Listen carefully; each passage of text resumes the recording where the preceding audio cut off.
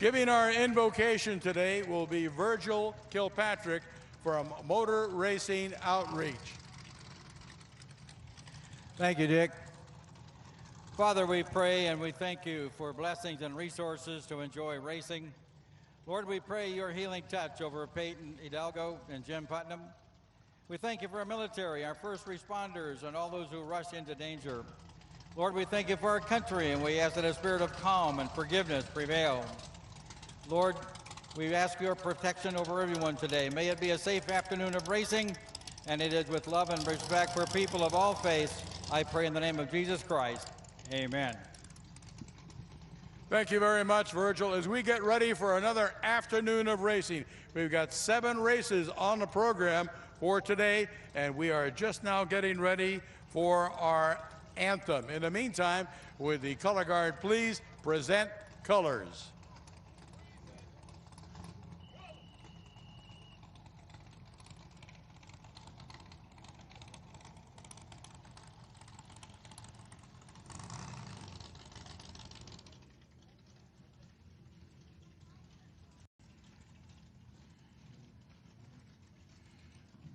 As we get ready for the salute to our flag, we would ask everyone to please stand and remove their hats.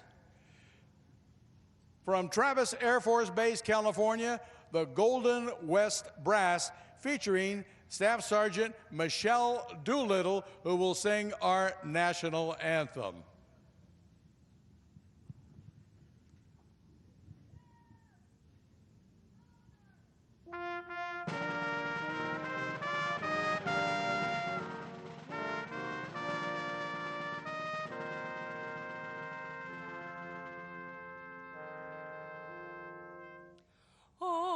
Say, can you see by the dawn's early light what so proudly we hailed at the twilight's last gleaming, whose broad stripes and bright stars through the perilous fight were the ramparts we watched, were so gallantly streaming, and the rocket break there, the bombs bursting in air, gave proof through the night that our flag was still there.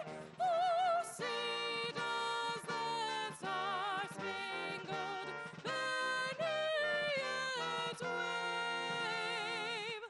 o'er the land of the free and the home of the brave?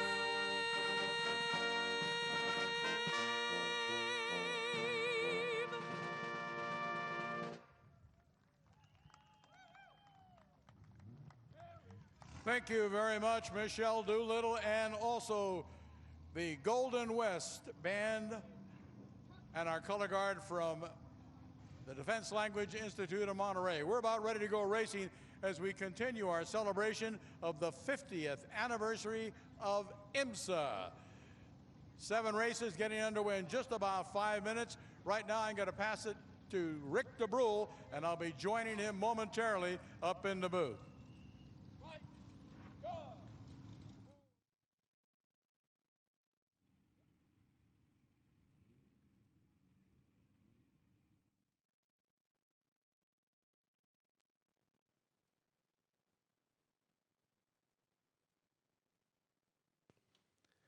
As the color guard marches away, we'll get ready for our set of afternoon races here at been a long time, at WeatherTech Raceway Laguna Seca for the afternoon series of races. Once again, a great day we've had so far with the races this morning. This afternoon, the final races. Remember, we had a full day of racing yesterday.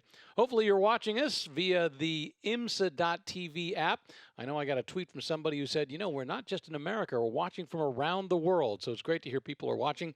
And remember, if you're here at the racetrack, you can download the IMSA.TV app. And you can watch all of the action as it's going on around the track. So you can sit up at the corkscrew, watch the cars as they're going by, and also see them on the app as they're going around the rest of the track. So once again, the Rolex Monterey Motorsports Reunion Weekend. It's been a great day and a half so far. We're down to our final afternoon of racing. We have 7 races that are going to be going off. The very first race will be the Group 1B. Those are 1947 to 1955 sports racing and GT cars. Those were the first cars that we had on the track this morning, and they're heading back out again this afternoon. So we'll give you the grid, give you the quick rundown on how they're starting. The first row will be Gary Cox out of Newport Beach in a 1953 Austin Healey Chevy Special. John Buddenbaum out of Sunnyvale in a 1949 Jaguar Parkinson Special. John Bowe in a 1952 Allard. Scott Shelley in a 1953 Curtis 500S. Marcus Bicknell in a 1952 Streets Manning Special. Jay Embry in a 1954 Lotus Mark VI. Tom Claridge in a 1953 Curtis Craft 500S. Hans Kleisel out of Poling, Germany in a 1955 Mercedes-Benz 300 SL. Rainer Becker in a 1955 Porsche Spyder. Paul Freestone in a 1948 Holden 1948. John Moat Jr. in a 1950 Allard K2. Tom Trabue in a 1956 Denzel 1500 International. There's an MGTD driven by Jeffrey Abramson, a 1955 Mercedes-Benz 300 SL by Guido Harman out of Germany. Alex Curtis also has a Mercedes-Benz 300 SL. John LeCarner out of Placentia, California has an Allard K2. Bill Rookledge is in a 1952 Jaguar XK120. Another Jaguar XK120 driven by Lars Mapstead. Leyland Osborne, a 1955 Shannon Crossley Roadster. Gregor Magnuson is in a 1954 Porsche 356 Coupe.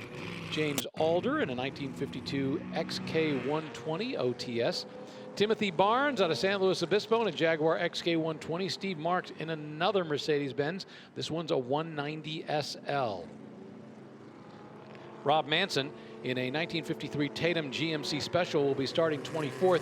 I want to keep an eye on that guy because he was the pole sitter in the early race, so he could be interesting in that white and blue car to watch him going through the field. A 1955 Triumph TR2 driven by David Nelson.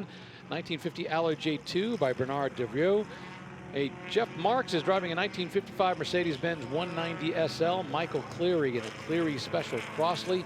Robert Williams in a Seata Dana. From 1952, Dan Baldacci in a 1954 Nardi Spider. A Chrysler Hageman Specials being driven by Steve Schuler. And then we'll go down with Craig Maroff. We've got an MGTD, Lancia D24, RAI Type A. Those are cars that are interested but might not be making the grid. They weren't able to make the grid this morning. So they're beginning to form up here as we're going to have our first race of the afternoon. Remember, this is Group 1A. These are the cars that were racing from 1947 to 1955. And of course, Laguna Seca had its first race in 1957. So this was the era that immediately preceded it. But you can imagine when they had that first race in 1957, it's very likely that some of the cars you see on this track were regularly racing here in the late 50s.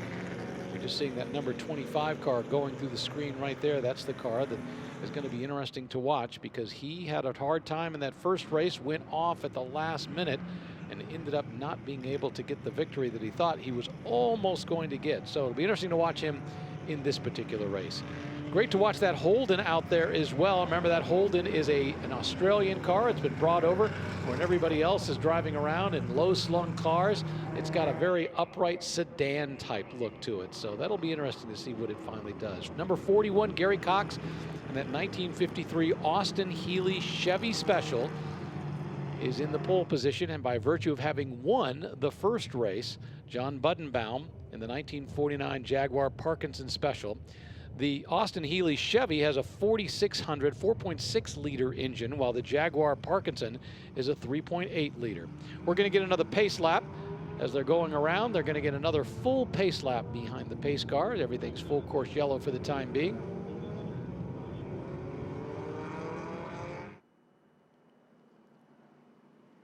That Chevy Healey Special is interesting. It was from 1953. You know, it really was a first-year Big Healey 104. And one of the earliest known and one of the first that was delivered to California, apparently. And according to the person who's written this up, they say that that car was raced since it was new from the first time it was delivered in California, and that the Chevy conversion actually happened at about 1956 when it was raced on West Coast tracks from Paramount, Sacramento, Pebble Beach. And it was in Pebble Beach that it was involved in a fairly significant front-end shunt. As a result, they had to rebuild the front end. They thought if they were going to rebuild it, well, we might as well go ahead and fabricate something new and different.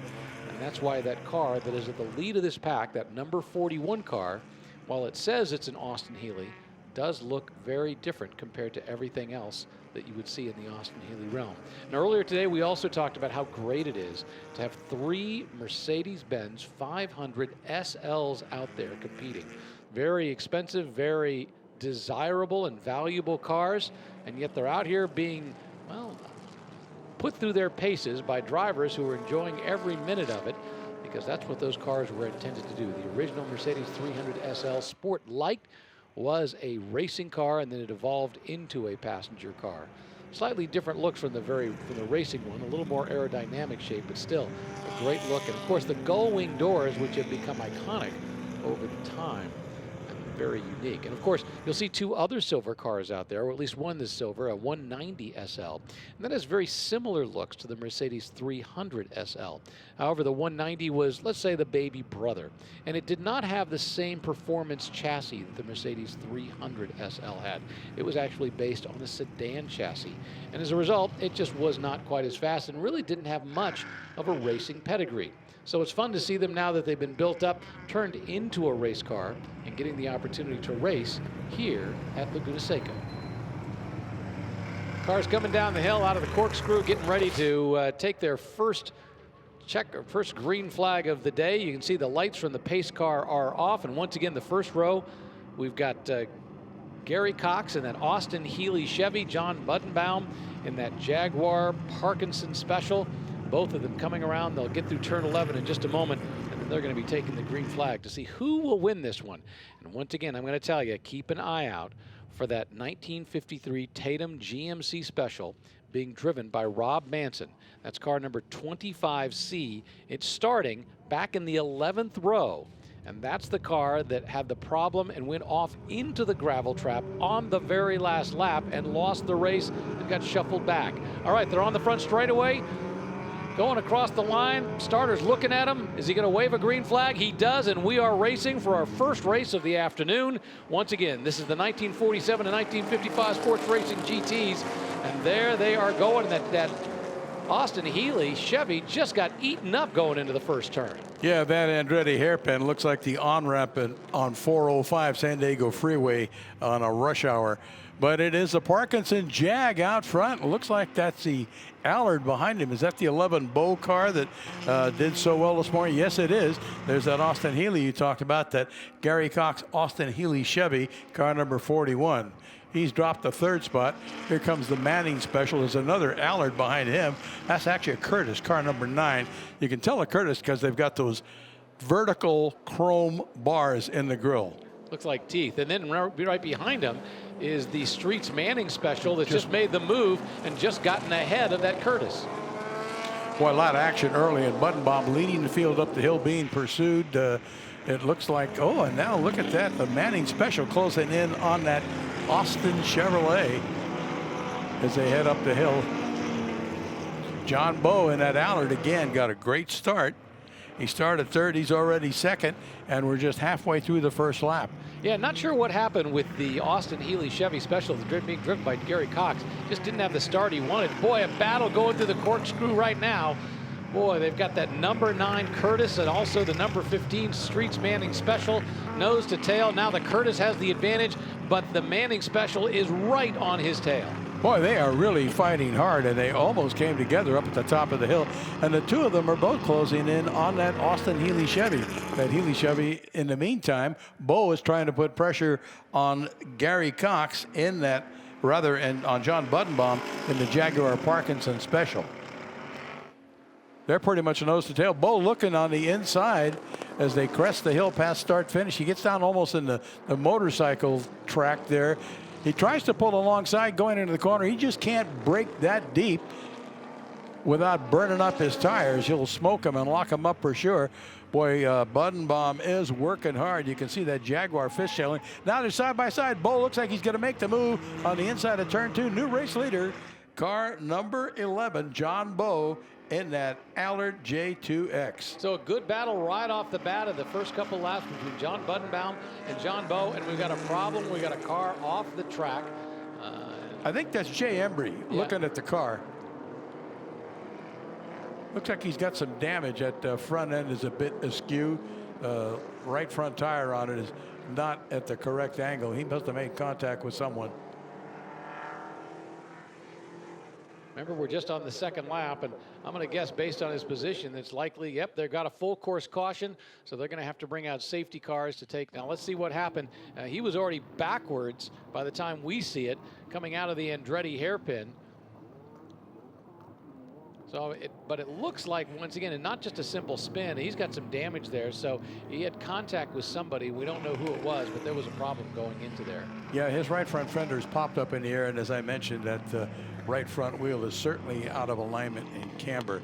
Doesn't look right. In the meantime, Budenbaum pretty comfortable. Yellow flag, double yellow flag, standing yellow, which means a pace car will come out and lead everyone around until they can get him out of that impact area.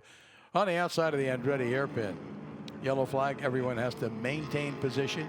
You cannot improve your position. You can close up on the car in front of you. And what happens a lot of time in the yellow flag, as you've seen NASCAR or anything, the fields get bunched up. That number 61 car, that's being driven by Rainer Becker. That is a 1955 Porsche Spyder. And then look just ahead of it. You've got that Holden from 1948 being driven by Paul Freestone. That big, tall sedan being followed by that tiny, low Porsche 550. Very, very interesting car. Very special car, that Porsche. The Holden, on the other hand, boy, here in the United States, we do not see many of those.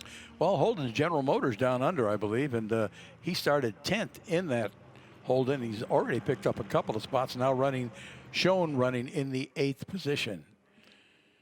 Quick rundown of our top 10. We've got John Bo and a 1952 Allard J2X being shown as the leader, and I'm not sure why, because John Budenbaum was the leader in that 1949 Jaguar Parkinson. Gary Cox in the 1953 Austin Healey Chevy is third. I think Bo made the pass before the yellow came out. Just before the yellow came out, because obviously it was, it can't pass after the yellow, so we weren't able to see the pass, but he was able to get by. Scott Shelley in the 1953 Curtis 500S is in fourth. Marcus Bicknell in the 1952 Streets Manning is in fifth position. And in sixth is Tom Claridge in a 1953 Curtis Craft. That Allard J2, once again, Allard produced a lot of cars right after World War II. Had their best success probably back in the 1950s. Now the J2X was made from 1951 to 1954. Less than 100. I think in the low 80s were built of those. And they actually built 5 full-body cars that also raced at Le Mans. Now, the J2X was really an extension of the J2. And literally, when I say an extension, they lengthened the frame. And that allowed the engine to be moved forward 5 inches, which actually most significantly gave them some legroom for the driver, which was a problem. And it also turned out to make the car a better handling car. So the J2X for Allard compared to the J2 was really a better car on so many different levels. Those cars were brutes. They were very heavy, wearing on the driver to handle. It was a lot of work to wrestle one of those around a race course. Again, those Curtis is very distinctive with the vertical bars, as you mentioned. They look like teeth when they come up behind you. Well, that's exactly what you want as a race car driver. You want your car to look mean when it's going right behind. You bet. Make it look ferocious. So once again up front, we got that 1952 Allard J2X, the Jaguar Parkinson Special. And you probably never heard of a Jaguar Parkinson Special. That's because it was built by Don Parkinson. The body itself, we talked about earlier today, was sketched out by a guy named Robert Cumberford. And you've seen Robert Cumberford's work a lot. In fact, I see quite a bit of it in Sports Car Market magazine, but he worked for Automobile magazine as well. You see his artwork, and that was when he was a teenager that he sketched out the car that you see there in the Jaguar Parkinson Special right now, that number 13 car that's in second place. And Hageman did the body work on it. He was probably the premier aluminum bender, at least in Northern California. Did beautiful work. So Buddenbaum and Cox in that Healy Chevy with the V8. Then it's Shelley in car number 9C. That's that Curtis 500 Dodge-powered car. And Bicknell in the Streets Manning car number 15. He's been pretty aggressive, too. He's worked his way up through the field. He's right where he started. Actually started in 5th. So he is running in 5th. Tom Claridge in his Curtis. Car number 88. All Tom Claridge's cars have the same number, 88, and are all painted the same color. So the car that I told you to keep an eye on at the start of the race was Rob Manson, that 1953 Tatum GMC Special. Now, Rob Manson, because of a problem at the end of the first race, going off into the gravel, he ended up finishing 24th. Right now, in the first 2 laps, he has already moved up to 13th. So he's already gained 11 places in the very first 2 laps of this race. He's almost halfway through the field. So actually this yellow flag is a handicap for him because it will not allow him to continue to improve his positions and work closer to the front. And as the time ticks by, it means there's going to be less time for him to move up and challenge the leader before the checkered flag waves. Although the one advantage, it does put the entire field, group them up. It compresses them ahead of them. So he has less distance between himself. In other words, right now, I mean, it's showing a gap between 1st and 12th place of less than 12 seconds. Now, once they hit the accelerator, that's going to change, but he just doesn't have as great a distance. If he can get by a lot of those cars that are ahead of him, between him and that lead pack, he may be able to make up a lot of distance coming out of this full course yellow. I didn't see the pace car come down the hill ahead of the leader, so it looks like we might be going back to green flag, Rick. Yeah, they were already starting to gain speed coming down around turn number 11, working their way onto the front straightaway. I can pretty much expect we're going to get a green flag right here. And the John Bowe 1952 Allard J2X is at speed, and we have green flag, and we are racing again here at WeatherTech Raceway, Laguna Seca. Boy, and Bowe with a lot of power goes down into that corner, but the Jag can break deeper, closes up on him as they decelerate going into the Andretti hairpin. And Gary Cox in that Austin Healey is going to get a grill full of that Curtis Dodge pretty quick. He's right on his tail as they go through turn 2. Bowe made his pass just on the inside of turn 2 before they went to yellow. Oh, and the Manning Special gets a couple of wheels off. Left side wheels as he comes out of turn 3, gets it pointed back in the right direction. No harm, no foul. Bowe still leading Buddenbaum, the Allard, and the Parkinson Special. And that number 41 Gary Cox car, the Austin Healey Chevy Special, that started on the pole, having won by virtue of winning the very first race of the day, immediately got gobbled up. Now he's losing touch with that lead pack and falling into the clutches of that Curtis and the Streets Manning car that are right behind him. So there's the first 2 cars right together going into the hairpin or going into the corkscrew right now. And then there's a gap, and then there's 3rd, 4th, and 5th place right behind. If you look at that Gary Cox Healey Chevy, it looks like someone actually cut it in half midway through the car, grafted a new nose on it, and left the Healey bodywork on the rear end. And in fact, that's exactly what happened, because the car in its early days was involved in a racing accident, had a lot of damage to the front. I think rather than go back and try to rebuild it the way it looked, they thought, well, if we're going to race it anyway, because it was raced from day one, let's make it an interesting car. And so that's what they did. They put that new bodywork on. It's actually, I think, a very attractive bodywork for it. Coming around, they finished their first lap under green after the full course yellow, and it's a drag race up the front straightaway. And the number 11 Bowe car continues to lead, being able to take away from that, the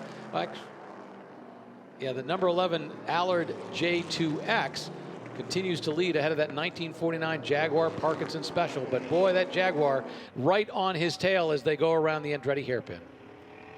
Yeah, that's a great race, and it looks like Manson, not Manson, but yeah, it is Manson in the Tatum Special, now up to 10th spot. Looking at the gap, he's shown as 17 seconds back. A lot of time to make up, but he continues to work his way through the field. The next car that he'll be attempting to overtake will be number 61, Rainier Becker, in that 55 Porsche Spyder. But it's a great battle at the front, and it hasn't quit since the green flag wave to get this started. They got a little bit of respite under yellow. where they took a few laps behind the pace car and at a relaxed pace, but now they are back in action and at it full bore. Buttenbaum in the Jaguar trying to do whatever he can to get just a little bit closer. He is within striking distance, but he doesn't seem to be able to pull up alongside. As they come up to the corkscrew, he looks to the inside a little bit, but he just isn't close enough to make any kind of a move. So he's going to have to figure out, is there a way he can maybe take a different line through the corkscrew, take a different line going into that final turn, and maybe get himself an advantage. They seem to be pretty evenly matched when they get onto that front straightaway. Yeah, each car has places where they're a little better than the other in different areas of the track. It's not too hard to catch someone, but it's a lot harder to go around them. The battle for third and fourth, number 41, that is the car that is the Austin Healey, and right behind him is that Curtis. The Streets Manning car seems to be drifting back just a little bit, not quite as in touch. For a while, he was really dogging on that Curtis ahead of him, but now he's moved back. And this is something that happened just a moment ago. Look at this. We had one of the cars that got inside, lost control, went to the outside. Unfortunately, that Mercedes 300 SL was able to avoid him. He took some evasive action. Yeah, that would have been some expensive work to fix that 300 SL. Looking for Manson now. Looks like he is up to 7th spot. So he continues to work his way through the field. And wow, that number 9 Curtis of Scott Shelley got a wheel off. Now he's feeling pressure from the Manning special. He had drifted back, but now he's recovered, and he's trying to get in a position where he can challenge Scott Shelley in that Curtis Dodge, number 9. Once again, when we talk about that number 25, the Tatum GMC special being driven by Manson, the problem is that while he's gaining positions, he's losing time to the leaders. He was 17 seconds back. Now he's 23 seconds back. So he's got to get ahead. If he's going to catch up to that lead pack, he's got to do whatever he can as early as he can. You know, they just posted some lap times on our timing monitor, and Manson had an uncharacteristically slow time, I think, compared to the leaders. He may have gotten stuck in traffic on that lap, and that may have pushed him back a little further. We'll have to keep our eye on that and see if indeed he can turn better lap times. His best lap time was a 1:56. That last one was a 1:58, about 2 seconds slower. Yeah, it's quite a mix of lap times. I mean, you've got the John Bowe car up front, that 1952 Allard J2X. He's turned his best lap as a 1:52.5. Similar lap times for the Jaguar Parkinson behind it. Then the cars that are in third, fourth, and fifth tend to be turning like 1:54s. And as you work your way back into the pack, the cars are well over 2 minutes, 2:03, 2:06, 2:09. So the further you get back in the pack, the slower the cars are obviously going. Oh, Manson's got a problem again. He's got his hand up in the air. Not again. Second race in a row today where he has had to retire with a mechanical issue. Well, the first one was a mistake. Remember, he went off into the gravel trap. Not a mechanical problem. It was a driver problem. This time, he's got some type of mechanical problem, forcing him to bring the car in, and that is going to bring an end to his day, which is so unfortunate. Because remember, like I said, he was starting back in the 24th place, had worked his way up to 7th, and then just not able to pull it off. We got a problem. We got a piece of an exhaust pipe that's on the track.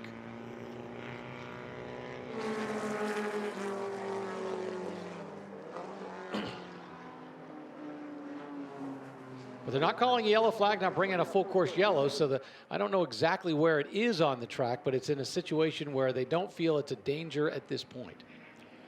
Well, if it's safe, they'll try and get a worker out there to either kick it out of the way. They can't pick it up unless they've got some pretty heavy gloves on, because you can bet that piece of exhaust pipe's going to be very, very hot. Interestingly enough, that 1948 Holden is holding his own, if you don't mind the pun. He ran a fastest lap under 2 minutes, a 1:59.8, and while he's coming up behind that Mercedes 300, that Mercedes is actually further back in the pack. So right now, he's actually doing a great job of maintaining his position within the top 5. In fact, that Mercedes, that number 0 Mercedes, is actually in 30th place. So the Holden that's right behind it is in 7th place. It looks like a Porsche Spider is about to gobble up that Holden, though. We'll see in that next shot as they come up the hill. Well, these two cars have been battling for 7th for quite some time. I mean, this is the number 61 car, which should handle so much better. And it almost looks like he's got a taxi cab in front of him. That's a good battle between that Holden and that Porsche. 25, the Holden. That's General Motors down under, as I mentioned, and the 61 Porsche of Becker. Yeah, the Porsche 550, which, you know, you would think right off the bat should just be able to chew up that car, even though it probably doesn't have the same horsepower that the other cars got. But you think he should be able to just chew it up, but he just can't quite pull it off.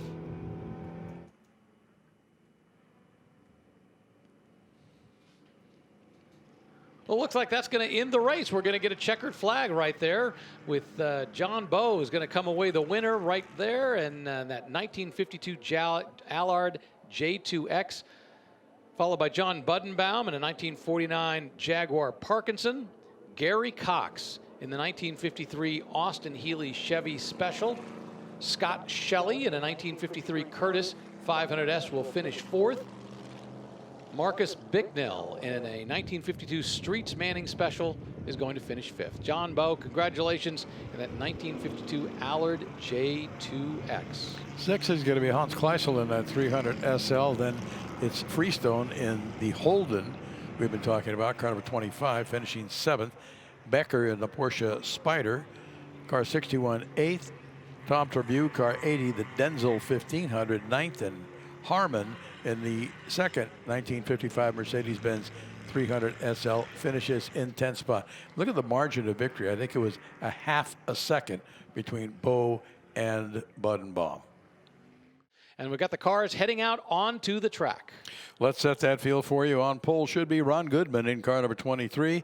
That's a 1954 Porsche 356.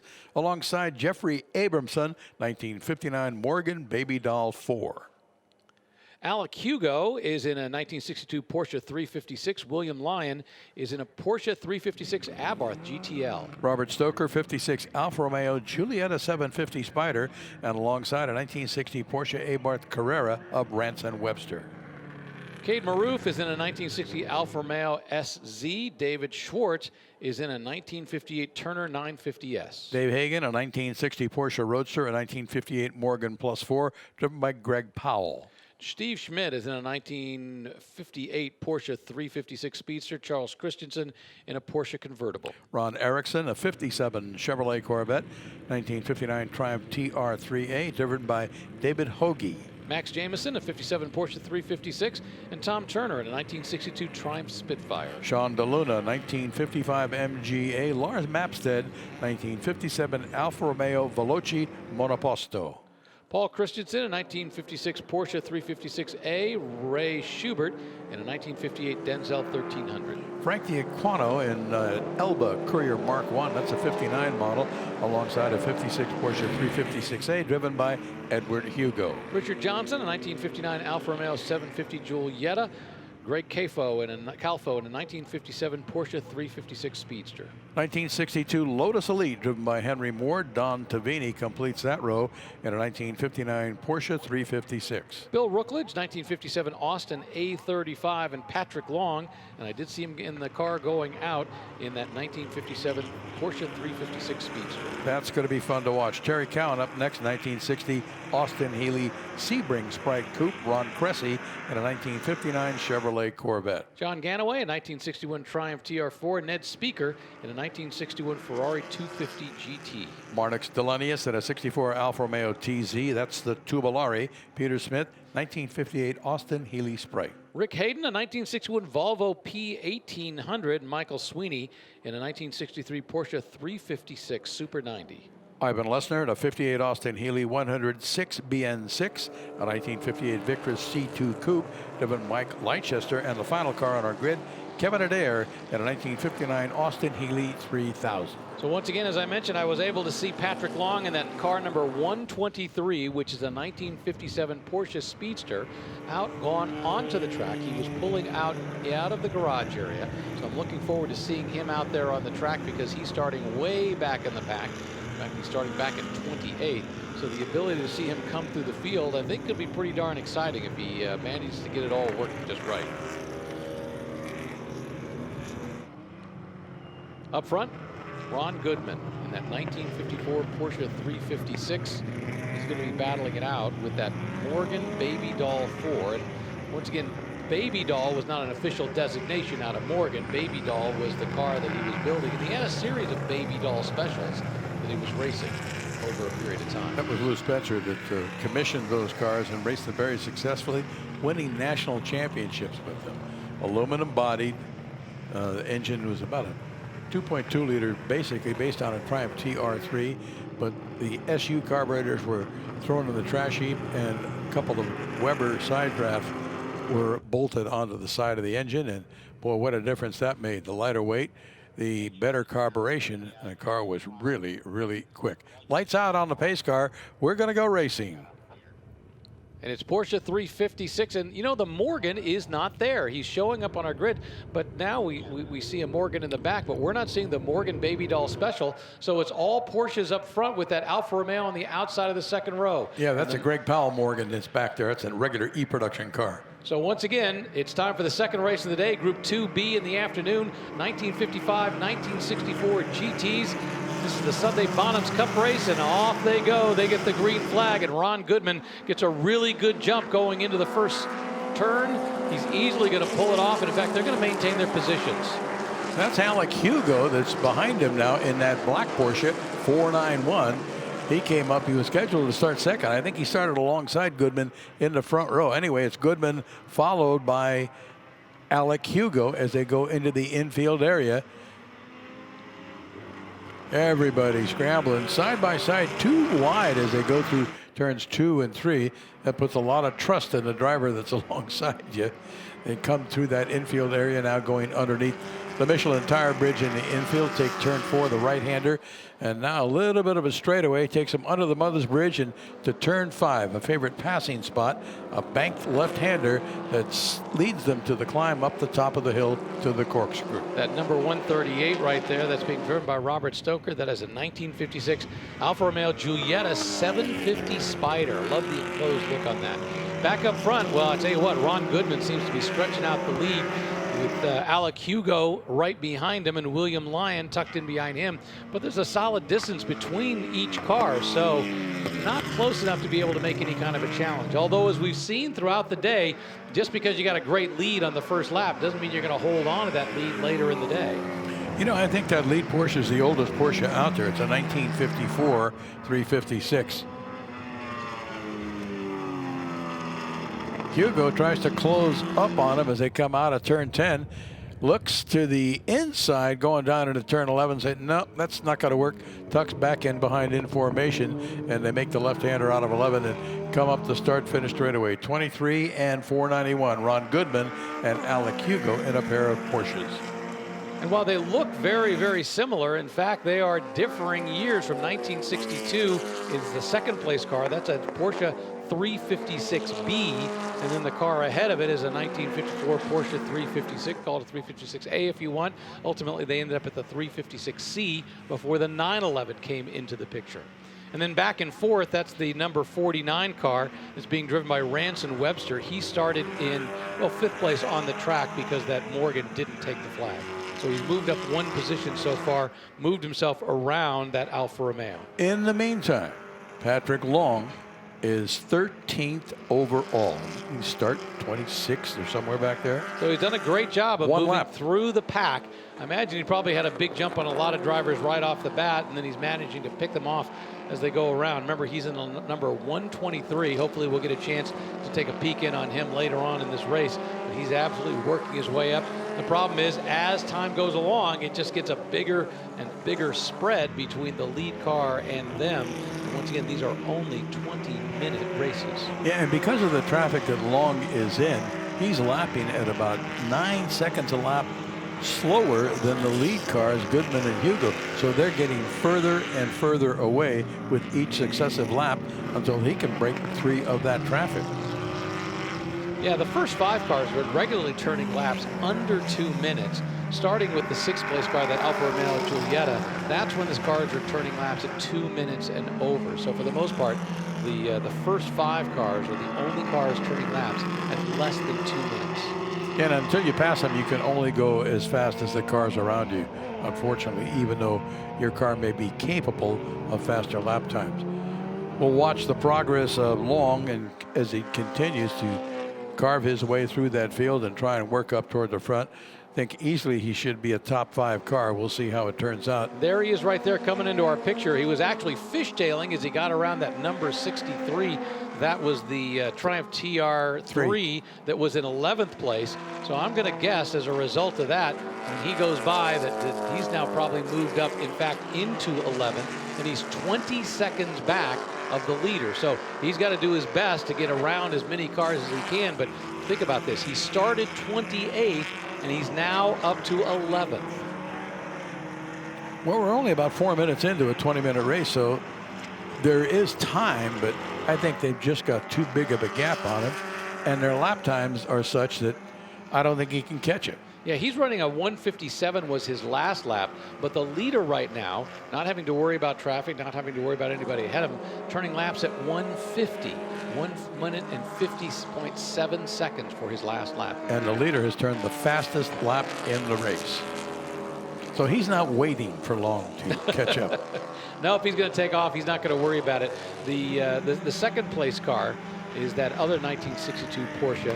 That's the one being driven by Alec Hugo. He's turning laps at about 1:51, almost a second slower, probably 0.7 of a second slower. And William Lyon in that Porsche 356 Abarth running third in car 57, followed by Ranson Webster in the 49 car, another Porsche Abarth, and Kaid Marouf in that Alpha SZ 130. Stoker in the Alfa Romeo Giulietta, car number 163, Hagen in 50, a Porsche Roadster, Schwartz in that Turner 950S, car 710. Now Patrick Long has already passed the 10th place car, and now he has his sights on that number 33, the 1948 Morgan +4, as they come down around the very last turn going onto the front straightaway. I have a feeling he's going to be setting him up for a pass with the goal of moving up one position. And he's got the Turner in front of him too, so there's a whole bunch of cars that are pretty closely bunched together. He can make 3 or 4 position improvements in a lap if he gets by these guys. The Morgan closing in on the Turner, Long closing in on the Morgan as they go down into the Andretti hairpin. And of course the Andretti hairpin, when we talk about these cars that would have been racing here back in the 1950s, they wouldn't have gone through the Andretti hairpin. No, turn 1 would have been turn 1, and turn 2 would have been on the way almost up the hill, and turn 2 and 3. This was a very fast course. When it had the 1.9 mile configuration, the 9-turn track, the Indy cars, I remember, were lapping around here in about 52 seconds.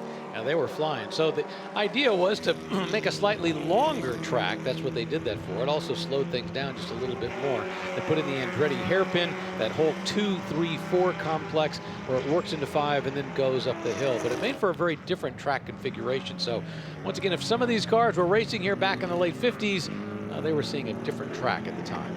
I think they wanted to bring MotoGP over here, and that's why they had to lengthen the track to fulfill the requirements for their racing, and that's why the track got longer. Now, speaking about longer, long all over the back of the Morgan as they come out of the S's, might try and dive inside at the bottom. Looks, can't get it done. Took a peek on the inside. Now going outside, he'll be on the inside when they get down to turn 10 and probably be able to make the pass. He does, and moves up 1 more spot. That'll put him up into 9th spot.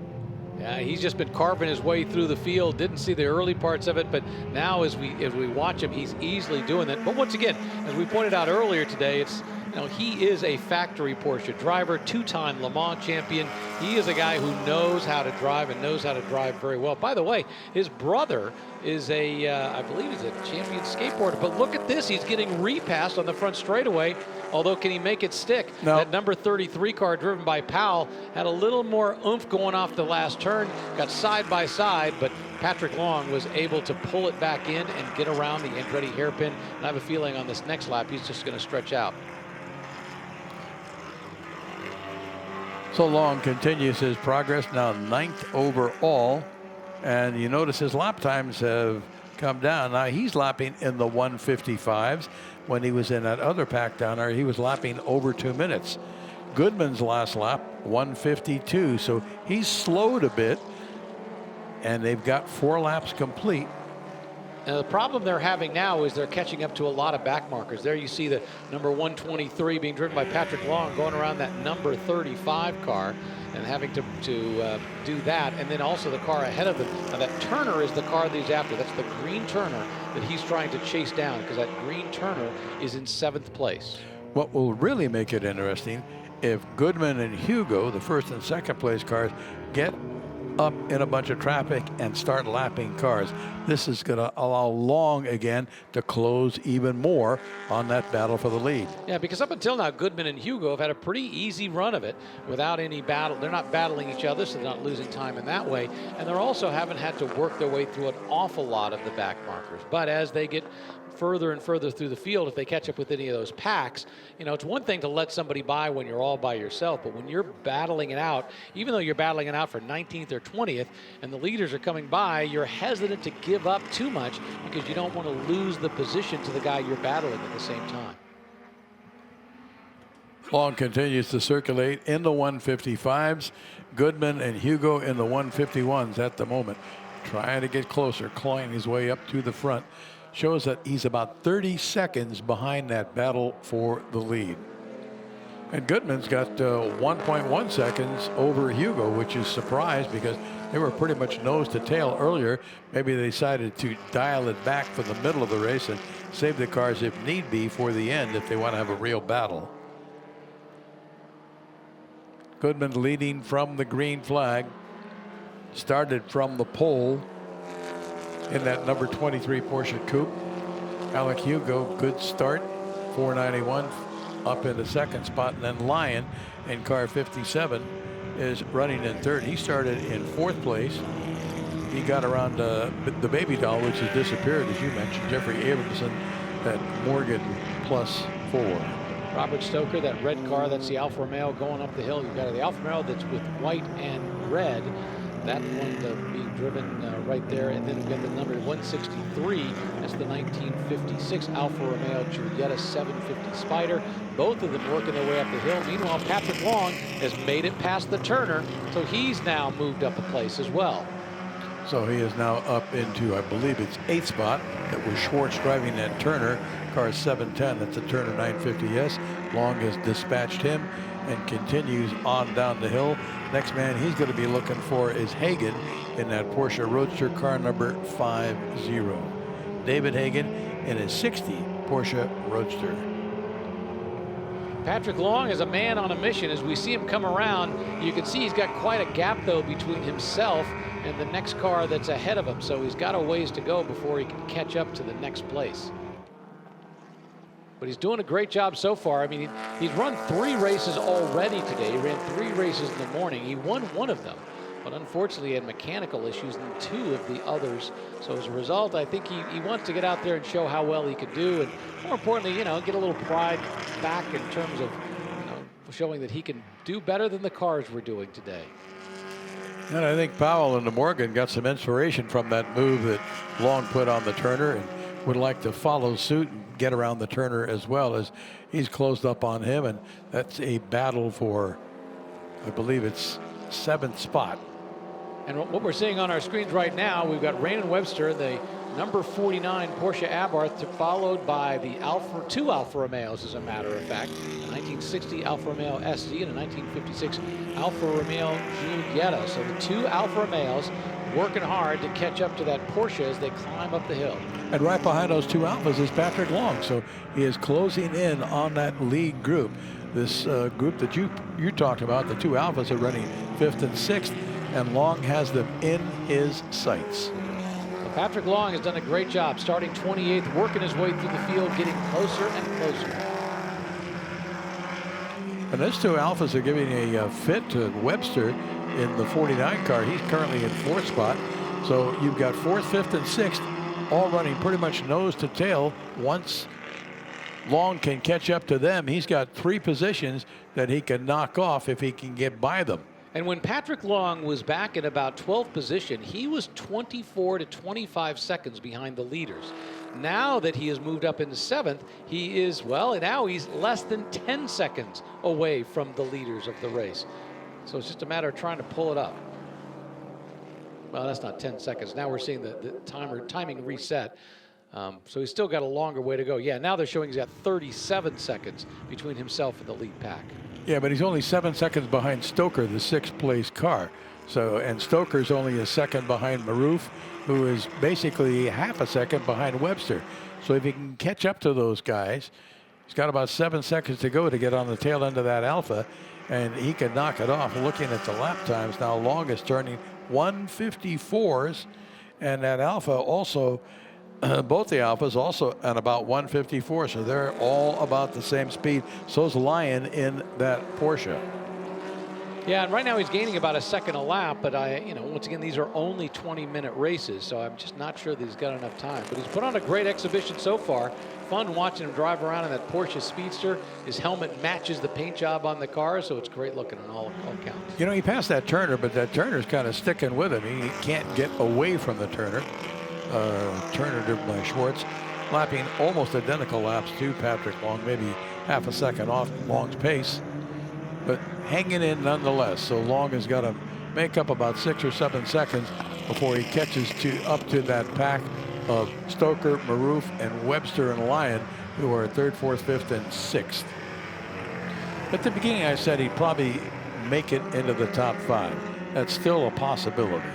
Well, the thing is, if he can catch those 3 cars ahead of them, and once again, that's still, you can see quite a ways. I mean, as he enters into that last turn right there, before he gets to turn 11, he's still got a long way before he can see them up front. And that Turner looks like he's trying to get close and try to take a look on the inside. He squeezes up and gets close to him, but not nearly enough, as Patrick Long on the front straightaway goes by one of the back markers, that number 38. It's a Lotus Elite from 1962. But you're right, that Turner has held on the entire way. Patrick Long was able to pass him, and it's almost like they're a train. Now they're trying to catch up to these 3 cars, the number 49, the number 138, and the number 163. The Porsche, the Alfa Romeo, and the second Alfa Romeo. And Long has lost a second. He was 7 seconds back of Stoker. Now he's 8 seconds back, as it looks like that group ahead of him has turned the wick up and are turning quicker lap times as we near the end of this. We're probably inside about the last 4 or 5 minutes of this race to go, 2, maybe 3 laps at most before the checkered flag is shown to the field. And the leader of the race, Ron Goodman, that was turning laps in the 150 range, has now slowed it down just a little bit. He's turning laps in about the mid-151s. And Hugo, who's right behind him, is just a notch behind him. So I think they've eased up just a little bit now that they've got a little bit of a safe distance between them and the pack behind them. The secret for Ron Goodman now is not to make a mistake as they finish this race. And those leaders are working their way through traffic as they come around here, as Goodman puts a lap on another Porsche just as they cross the start-finish line. Very, very smooth, nice line, no muss, no fuss. I think you mentioned earlier, if you look smooth, you will be fast. Yeah, sometimes it seems like you're slower because you're not just throwing the car around, but there's no question, the smoother you are, generally the faster you are, assuming you're using the racetrack properly, using the lines properly. Because if you can be smooth, if you can avoid the tail kicking out, if you can avoid the slides, that is where you lose the speed. It may look good, it's spectacular, but every time you do that, you scrub off speed. Although I have seen some great drivers. I remember, watching some drivers years ago who, boy, they could thrash that car around. It just seemed like, even though it shouldn't have been fast, they were pulling more. But sometimes I think maybe they could have been even faster. They just didn't realize it. Now Long's 10 seconds back of that 6th place car. He may be fading or decided this is as far as I'm going to be able to go, and I don't want to risk the machinery to try and push it harder than is reasonable and maybe break. Yeah, they already had a couple of mechanical issues earlier today. I think he absolutely wants to finish this one. And I would think moving all the way up from 28 up to 7th would be considered pretty much a victory when you think about it. That 283 Corvette's starting to show a little bit of smoke as he goes into the Andretti hairpin coming out of the back of that car from underneath. I love the Triumph TR3 that's just ahead of it. When you look at what it costs to go racing here, a very cost-effective way to do historic racing He's in something like a Triumph TR3. Not a ridiculously expensive car to buy. Here you got a Triumph TR4, not a ridiculously expensive car to buy, but you can still race it in a lot of these vintage events. Plenty of parts available, plenty of people who can help you with them. So really, this is a great way to go vintage racing. Now, the thing about that Corvette, that's got a little more value to it, right? So the 1957 Corvette's just a more expensive car to buy, where the Triumph TR3, a little less expensive, so you can still get in the door. Ron Goodman continues to lead this race. That Battleship Gray, number 23. We're hearing he has just one lap to go. And he's working his way through the infield now, heading over to, I believe it's turn 4. Yeah, that spots him under the Mother's Bridge. He's going into 5, and he'll start his climb up the hill for the last time at speed this afternoon. Ron Goodman, number 23, 1954 Porsche 356, your race leader, on his way to the checkered flag. Got to put a lap on that Volvo P1800 as he goes up the Rahal Straight. And you notice the Volvo driver's got his arm way out the window, making it really clear exactly where he wants you to pass, that he's moving to the outside. You should move to the inside. That's what vintage racing is all about. I mean, there's no sense in being annoying about the darn thing. Just make sure everybody knows, because that's where you can run into a problem, where you may think that you're going to pass on the inside, the other guy thinks you're going to pass on the outside, and the next thing you know, that's when you're coming together. So it's vintage racing. It's all about having some fun, having a good show, but at the same time, making sure you stay safe. Wow, look at that. Yeah, Ron Goodman working hard as he comes down from the corkscrew. He is not slacking off going through this final turn. Got a bit sideways coming out of turn 10. Up the front straightaway. Looking for the checkered flag. Flashes his lights at the starter as he crosses the line and takes the checkered flag for the win. Flag to flag for Goodman in that Porsche. Congratulations to Ron Goodman, winning this morning and winning this afternoon. And this is the battle that's been going on behind him between the Porsche and the two Alfa Romeos. It has stayed steady the entire time, and it doesn't look like it's going to change. That Porsche hammer right there with those two Alfas in tow. Somewhere in the back is Patrick Long, who's finally decided, yeah, I'm never going to catch up to these guys, so I'm just going to let them keep going. Hugo took the checkered flag for second in the 491 Porsche 356B. Here comes Lyon with the Alfas now.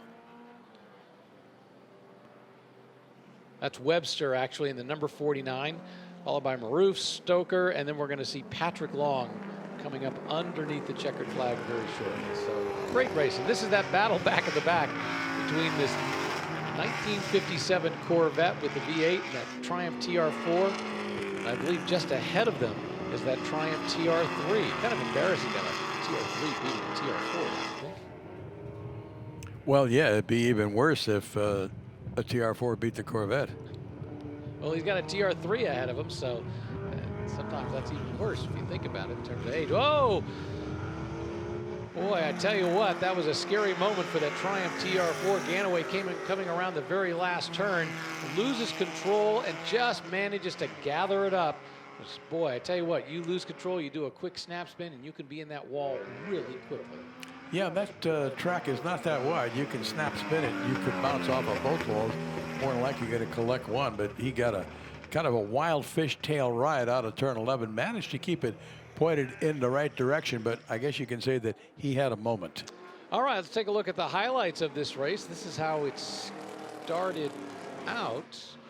Well, we had Patrick Long working his way through the field in that number 123. Remember, he started back in 28th, and he just regularly sliced and diced. He didn't care whether it was a Morgan, didn't care whether it was a Porsche, who it was. He was working his way through the field. Eventually managing to pass that Turner, and that was about as far as he could go because that front pack, I think if he'd had more time, he might have been able to slowly but surely reel him in.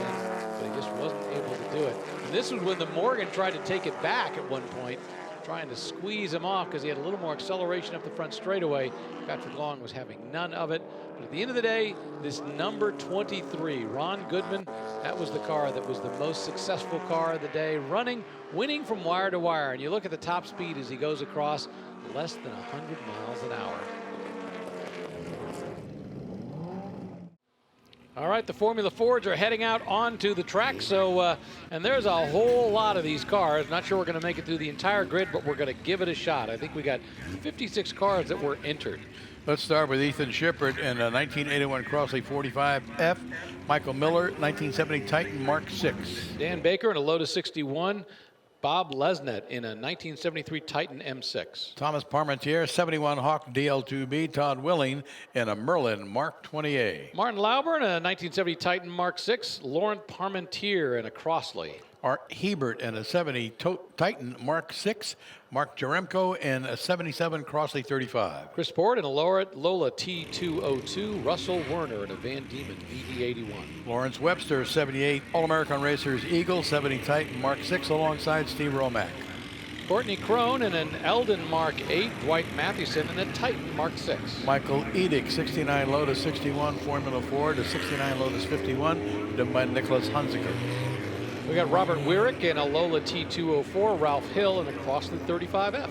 Mark Colbert, 70 Titan Mark 6A, 73 Crossley 25F. That's Daniel Wise. Chris Locke is in a Merlin Mark 11. Jay Streets is in a Winkleman WDF3. David Alvarado, 1970 Titan Mark 6, 71 Lotus 69, Greg Vroman. We got Bramlett Gear in a Lotus 51 and Robert Thull in a Titan Mark 6. David Cooper, 80 Van Diemen VD80. Paul Kitchen, 69 Lotus 61. John Brandstad is in a Tyga and FFA 81. Brian Andrews in a Titan Mark 5. Michael McDermott, 71 Titan Mark 6, 1969 Merlin Mark 11A, Ross Lindell. Andrew Warburton is in a Caldwell and Jonathan Kitchen is in a Lotus 61. Jack Barringer, 1980 Crossley 40F, George Jewett, 69 Merlin Mark 11. Steve Mercer in a 1969 Alexis Mark 15. Daryl LeBlanc is in a Winkleman. Thomas LaCosta, 69 Techno, 67 Lotus 51A, that's John LeCarner. Kevin Pitts is in a Legrand Mark 10. Greg Cavan is in a Koenig Heath Nomad. Ed Lauber, 69 Titan Mark 5, Andrew Waite, 72 Lola T204. Scott Demack is in a 1968 Lotus 51. Jacques Dressang is in an AAR Eagle.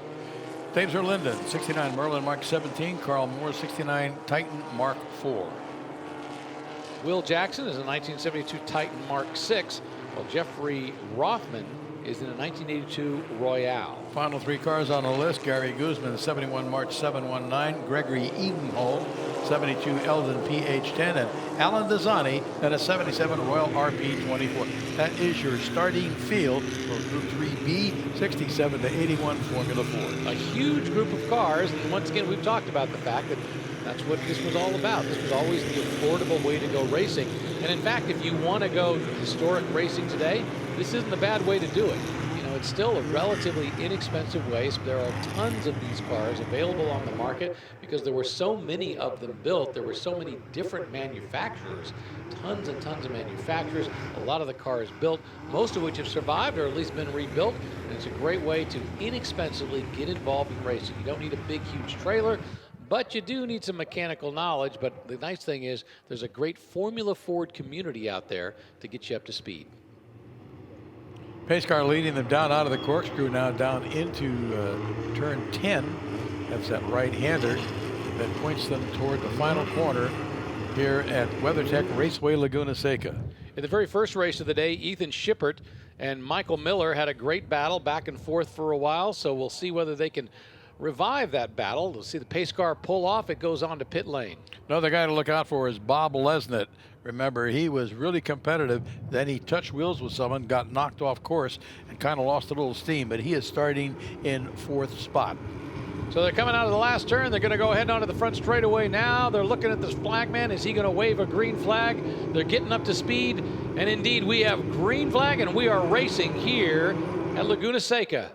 And the number 55, Ethan Shippert, quickly jumps out to the lead. And the number 93, Michael Miller, pops in right behind him.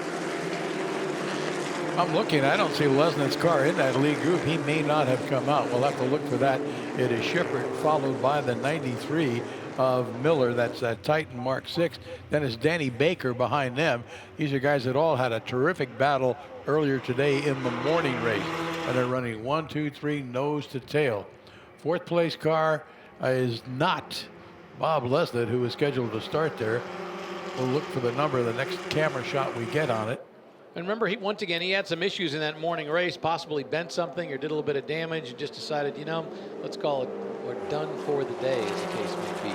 So once again, Ethan Shippert in that 1981 Crossley 45F leads the pack up the hill, and that battle with Michael Miller is already re-engaged. Miller right behind him, using up every inch of the track. He dives to the inside. Now the question is, as he drag races up to the hill, can he get the lead through the corkscrew? I think he's absolutely got it. He's in the right spot. Now he's got the lead with just enough to be able to go down the corkscrew in the lead, and he'll probably finish this first lap in the lead unless Shippert can make a move coming down the hill, and I don't think he's got enough. And Miller was just on the verge of locking up his brakes. I saw just a slight puff of smoke from one of his tires, but he managed to avoid that and dove inside of Shippert at the entrance to the corkscrew, made the pass, and is now leading. As they come across the start-finish line, they'll be completing lap 1 here at the Rolex Monterey Motorsports Reunion. And Daniel Baker in the number 13 Lotus right behind. He's trying to size up that number 55 car being driven by Shippert. Now, when he came out of turn 11, he went about as wide as you could go and just got a tire off into the dirt, but he's working really hard to figure out a way to get around that second place car.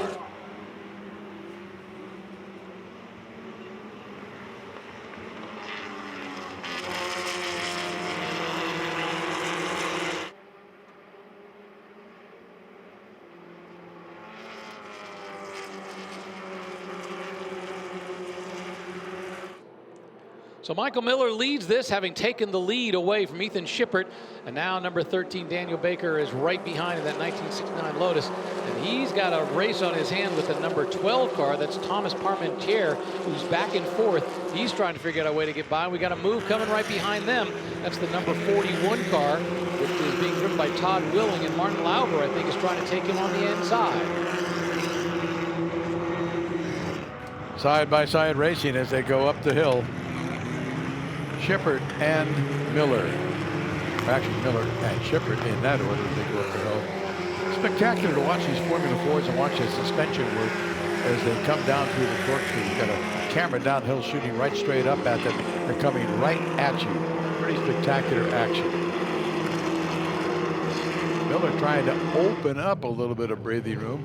He had 3/4 of a second last time by, but anything over a second is a big lead in a Formula Ford race. Exactly, just drafting along the front straightaway, trying to work their way down, see if they can find some kind of an advantage. But so far, at least with this lap, I don't think Baker's had anything he can do. Now, the question is, can he come up with a different line during the Andretti hairpin? But no, he just follows right on the gearbox of Shippert. Yeah, and he's closed up on Shippert a little bit, trying to get into a position to make a move. My guess is if he's going to try anything, it's going to be over at the entrance to turn 5 as they come out of the infield area after they go into the Mother's Bridge. They're heading into turn 4 now. Miller's got it out to about 1.7 seconds, so Shippert has fallen back a little bit. Baker right behind him, about 3/10 of a second. Can't make it happen this time. Once again, battles all through the pack. It doesn't matter what year the car was built, whether it was built in 1981 or 1971. These cars still so very closely matched. You see battles as they go up the hill, trying to come up with just a little bit of an advantage. Now he's off onto the rumble strips just a little bit. That's the number 5 car being driven by Martin Lauber. And he's fighting with Parmentier at number 11. They're having a good battle up there. Made the pass on Parmentier. Actually, they started at 7th and 8th, so they're still running about where they started. Yeah, but they're battling each other for those positions. And once again, that's what it's all about. You know, you may be running in 7th or 8th, but it's having fun in your race. If you're going to win the race, well, that's one thing. But if you're just back in 7th or 8th, then maybe that's what you want to do. Have as much fun as you can back there. Looks like we actually did have 48 cars take the green flag. So of the 56 that were entered, that's a pretty good percentage. It's great to watch these cars go up the hill. You've got that shot where they come out of 5 and go up the hill. It looks like a multicolored conga line because the cars are dodging to the left and to the right, jockeying for position, trying to get set up for a pass. And Parmentier is trying really hard to figure out a way to get right past that number 5 car. Meanwhile, Waite in the number 23 car right behind him is trying to wait for that moment when he was able to take an advantage. He was starting to move to the inside, and then Parmentier moved over to the inside to not necessarily block him, but to get in his way, and that's Andrew Waite. Boy, what a tight group that is as they come through. With Lauber, Parmentier, and Waite. Now there's another car that is joined the party behind Waite. That's Jaremko in the 101 car. So you've got all 4 of those cars very tightly grouped.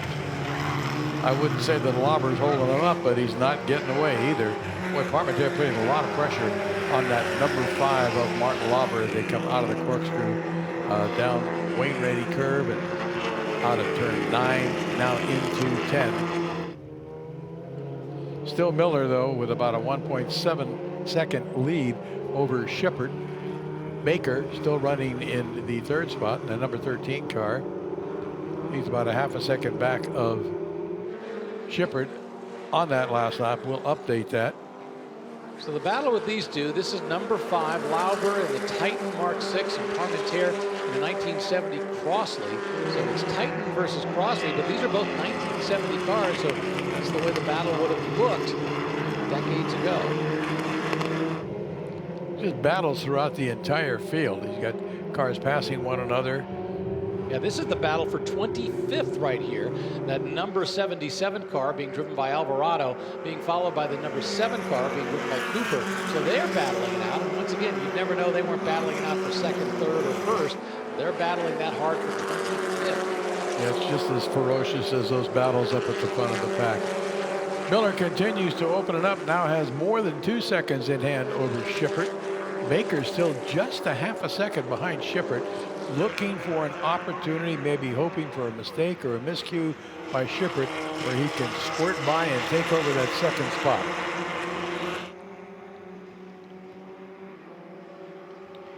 Once again, it's great to look at the different ways and realizing these cars are all very similar from an engineering perspective.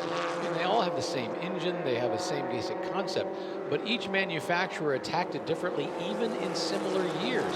In that 1 year right there, you've got those 2 cars, a Van Diemen and a Titan, both of them trying to figure out how they were going to solve the same problem in the same year. That number 7 car, that is a Van Diemen. It's got more of an upright look to it, while the Titan Mark 6, just ahead of it, that's got a slightly lower profile to it. Development was constant with these cars, and it was easy for a car to become outdated in a very short period of time. You had to get the new hot chassis, whatever the fast car it was, and this car, the one you do have, to go quicker. And the one significant thing that you do not see on these cars are wings. No wings were ever allowed in Formula Ford racing, and as a result, there's no wings on the front, no wings on the back. And we got a problem. We got 2 cars. Lauber and Parmentier. Yeah, number 5, Lauber and Parmentier. They've been going at it race, lap after lap. And apparently they've come together. We didn't see what happened. But the good news is the number 11 car, is he rolling or is he actually under power? No, it was under power. I think he backed it up. And Lauber, meantime, has left the scene of the incident. And they've got, I saw some piece off to the side, so it looks like they did make contact. And that's unfortunate because they had a great battle going all along. Of course, that simply means that Jaremko and Waite are going to be moving up, so they're excited about that. Just gained them 2 positions because Lauber and Parmentier were battling for 6th and 7th on the track. Now, the other Parmentier now has moved up into 4th spot. I don't know if they're brothers, father, son, I'm not sure. But it's the 12th car now running in 4th. Willing is 5th in 41. Lauber has recovered to 6th in the number 5 car. And the number 11 Parmentier now running 7th. Jaremko 8th. Waite is 9th. Art Hebert 10th in 86. There we see one of the lead cars. That's the number 55 being driven by Shepard, who really early on had the lead, and then Miller was able to take it away, and he just hasn't been able to gain. In fact, it's about almost a 2.5 second gap between Miller and Shepard. And then there's another full second or so, 1.5 seconds back to Baker. Parmentier's back behind there. Willing is 9 seconds back from the leader. Jaremko is 14 seconds back from the leader. And the battles rage on throughout the field. I'm not sure if Lauber and Parmentier had contact. Both cars looked like they spun and went off course, but they were both able to restart and rejoin. Be interesting to see if they can start to work their way back up further through the field. It looked like there was some piece of body work or something that was just off to the side.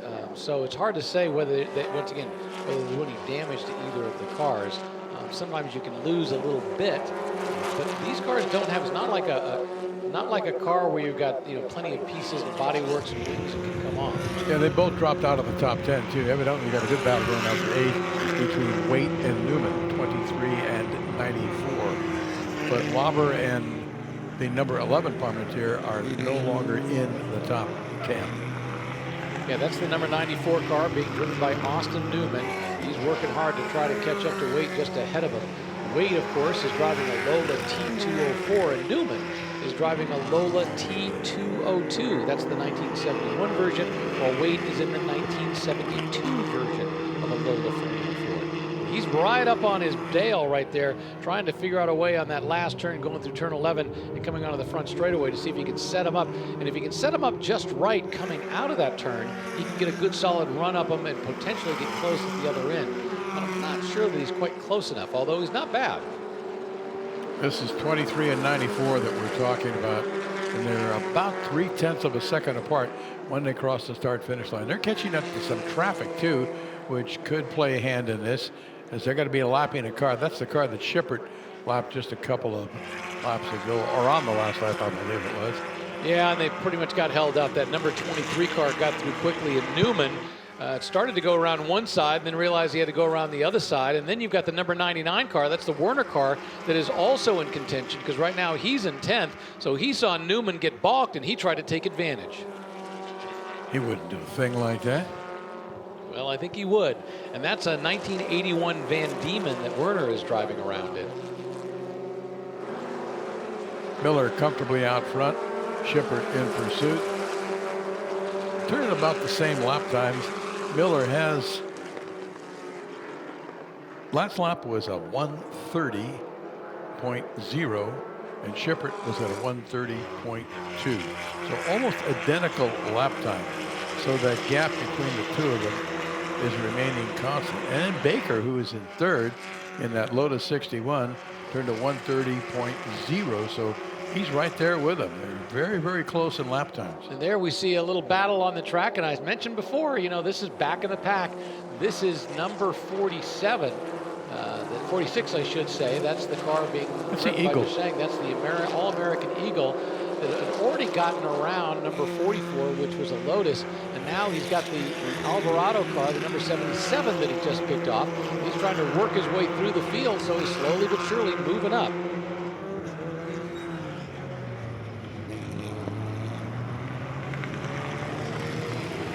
That's Bressang driving that Eagle, car number 46. Yeah, he started back in, well, according to the grid, it was in 49th, so he was way at the back of the field, because in the very first race, he had a problem. He only completed 5 laps in the first race. So while he started in the back of the pack, he was much faster. We got a car just sliding off. That's that number 7 car. It was the car being driven by Cooper, that Van Diemen, as he was under attack by the Eagle, and the Eagle managed to squeeze by. Looking at the bodywork on that Eagle, it's got that long, like a shroud that extends back past the engine in the rear. Looks more aerodynamic. Well, you got to remember, at that point, Dan Gurney had transitioned from being a driver to a manufacturer. He was always a manufacturer, even in his driving days, but had long since retired at this point, and he was in the business of building race cars. So they were taking the knowledge they had from the other race cars they were building, the Indy cars, and were applying it to the lower formulas like Formula Ford. Yeah, that Eagle driven by Dressang now up into 25th spot. You said he started 40-something? Yeah, 40. Well, officially on the grid it was 49th, although I'm not sure all the cars started, but still, he was back in the 40s, so he's had quite a move. He's moved up at least 20 places to get where he is right now. We'll keep our eye on him. In the meantime, no change at the front. Miller and Shippert lapping with almost identical times. Danny Baker, a real slow lap that time. I don't know what happened to him. Dropped a couple of seconds, might have got stuck in some traffic. And the other Parmentier in the number 12 is running now in 4th, Willing 5th in that 41 Merlin Mark 20A. followed by Jaremko, Hebert, Waite, Newman, and Werner completing the top 10. Those Titan, Crossley, Lotus, Hawk, Merlin, Crossley, Titan, Lola, Van Diemen. All these manufacturers building very competitive cars. Yeah, we talked about Titan, which was a company created by Charles Lucas and Ron Thomas. They formed a company called Charles Lucas Engineering, which is just referred to as CLE, but the car they built was a Titan. Actually, their very first car was a Formula 3 car. But once they saw the potential for Formula Ford, and they saw that Formula Ford was a series and a group of cars that they thought had a lot of potential, they decided to jump into that with both feet. And in 1970, they introduced the Titan Mark VI Formula Ford, which truly became one of the most successful Formula Fords ever to take the track. I think they built about 300. Yeah, a huge number of those cars. Because everywhere you turned back in those days, well, first off, the cars worked very well. They were priced correctly, and so as a result, it was the popular car to have.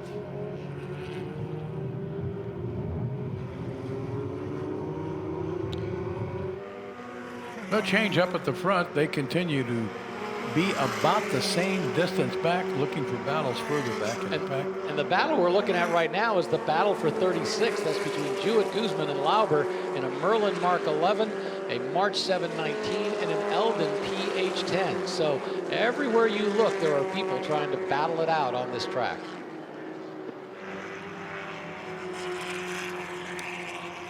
Now Lauber, he's back in 21st.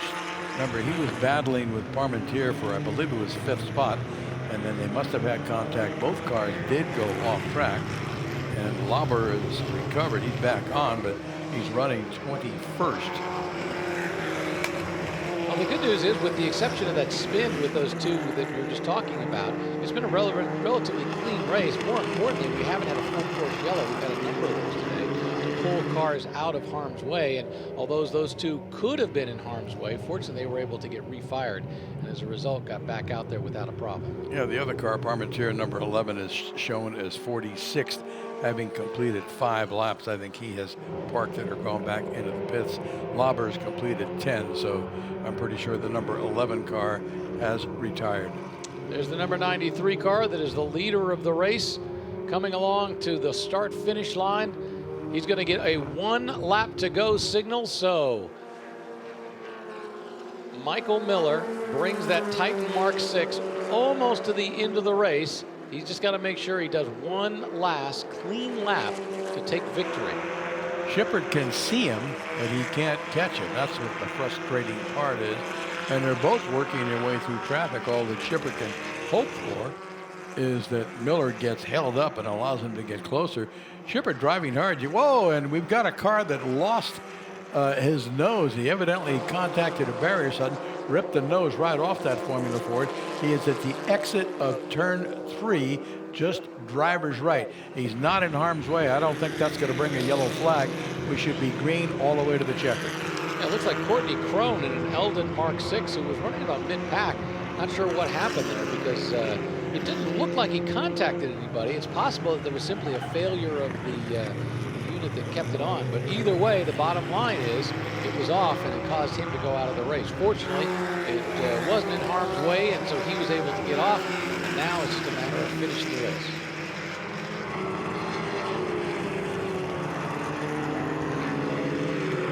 We're finishing up lap 11. This is going to be the very last lap of this race with Michael Miller in the lead in the 1970 Titan Mark VI. Looking for Miller. Here he comes out of turn 11.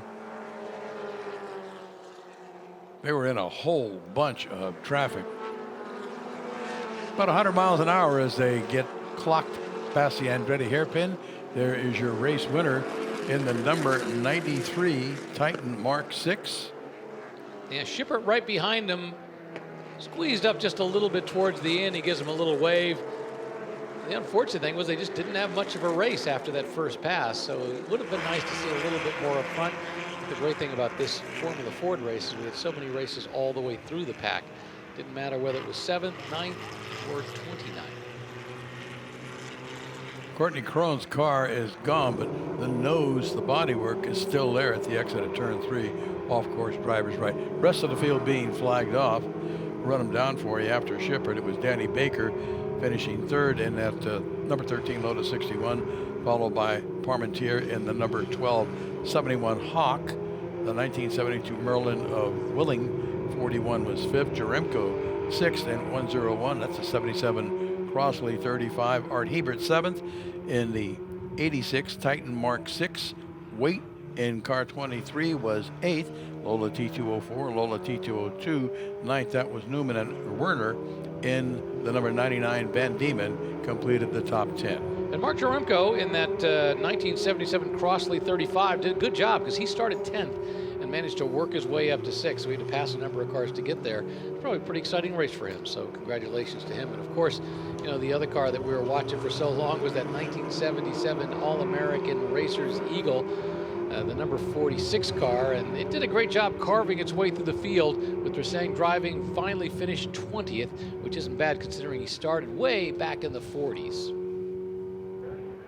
Taking a quick look at some of the highlights. Remember, as we said, Shippert started this race in the lead in the number 55 car, and he was immediately under attack, and you can see that Miller dives to the inside. They're going quickly towards the corkscrew, and Miller was able to take the position. So from that point on, I'll tell you what, he just totally and completely controlled this race.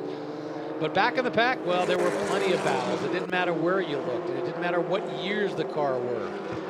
From one to the other, there was a place on the track where you could watch a good battle, whether it was in the middle of the pack or whether it was those Eagles working its way through. So that number 23 car that you see right there, that's the weight car that eventually finished 8th, but this was the car that won, the car being driven by Michael Miller. Looks like cars are leaving the grid to come out on track to begin this next race. All right, so let's run down the grid. Car number 68 being driven by Patrick Long. That's that 1968 Porsche 911 TR. Nelson Cali right beside him, a 1967 Porsche 911. Alan Turpin's driving a 1967 Porsche 911 T/R and a 65 Alfa Romeo GTA Corsa. Patrick Byrne, car 162 next. Kevin C. in a 1966 Porsche 911. Gunnar Jeanette in an Alfa Romeo GTZ from 64. Tom Tuttle, 64 Lotus Elan 26R. 67 Datsun Roadster 311 2-liter. That is driven by John Wilkins. Randall Smalley is in a Porsche 911S. Alex McDowell is in a 1967 Nissan Bluebird. 1966 Porsche 911 driven by Jim Frula. Victor Avila alongside, and a 64 Lotus 26R. Robert Smalley, a 1968 Porsche 911S. John Baird is in a 67 Lotus Elan SE. Mike Denman drives the 1966 Marcos 1800 GT. That's a real cool looking car. If you get a chance, take a look at it. David A. Roberts in a 1967 Porsche 911S lightweight. Eric Wilms in a Porsche 911L from 1968. Johann Frank Dirks in a 1967 Porsche 911. Mark Hugo in a 64 Porsche 356C.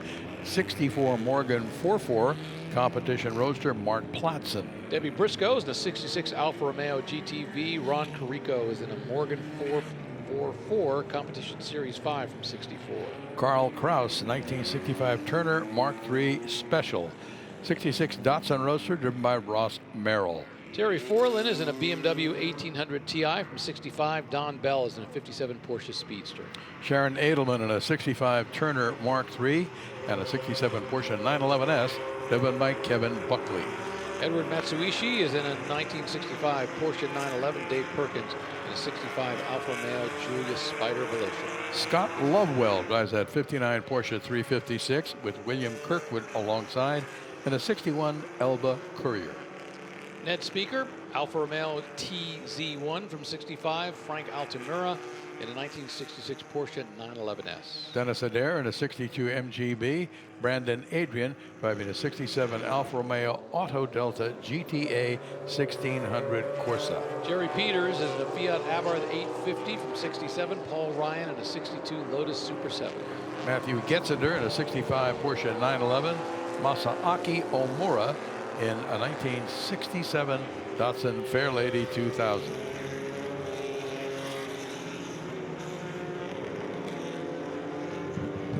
That's your starting field as they continue on their warm-up lap. These are 1961 to 1966 GT cars under 2,500 cc's. Got 40 cars on our entry sheet. Hopefully they'll all make it out for this 20-minute race. Good chance to see them all as they line up behind the pace car. They come out of the corkscrew, and after they come down the hill, you'll see them start to pair up and get side by side.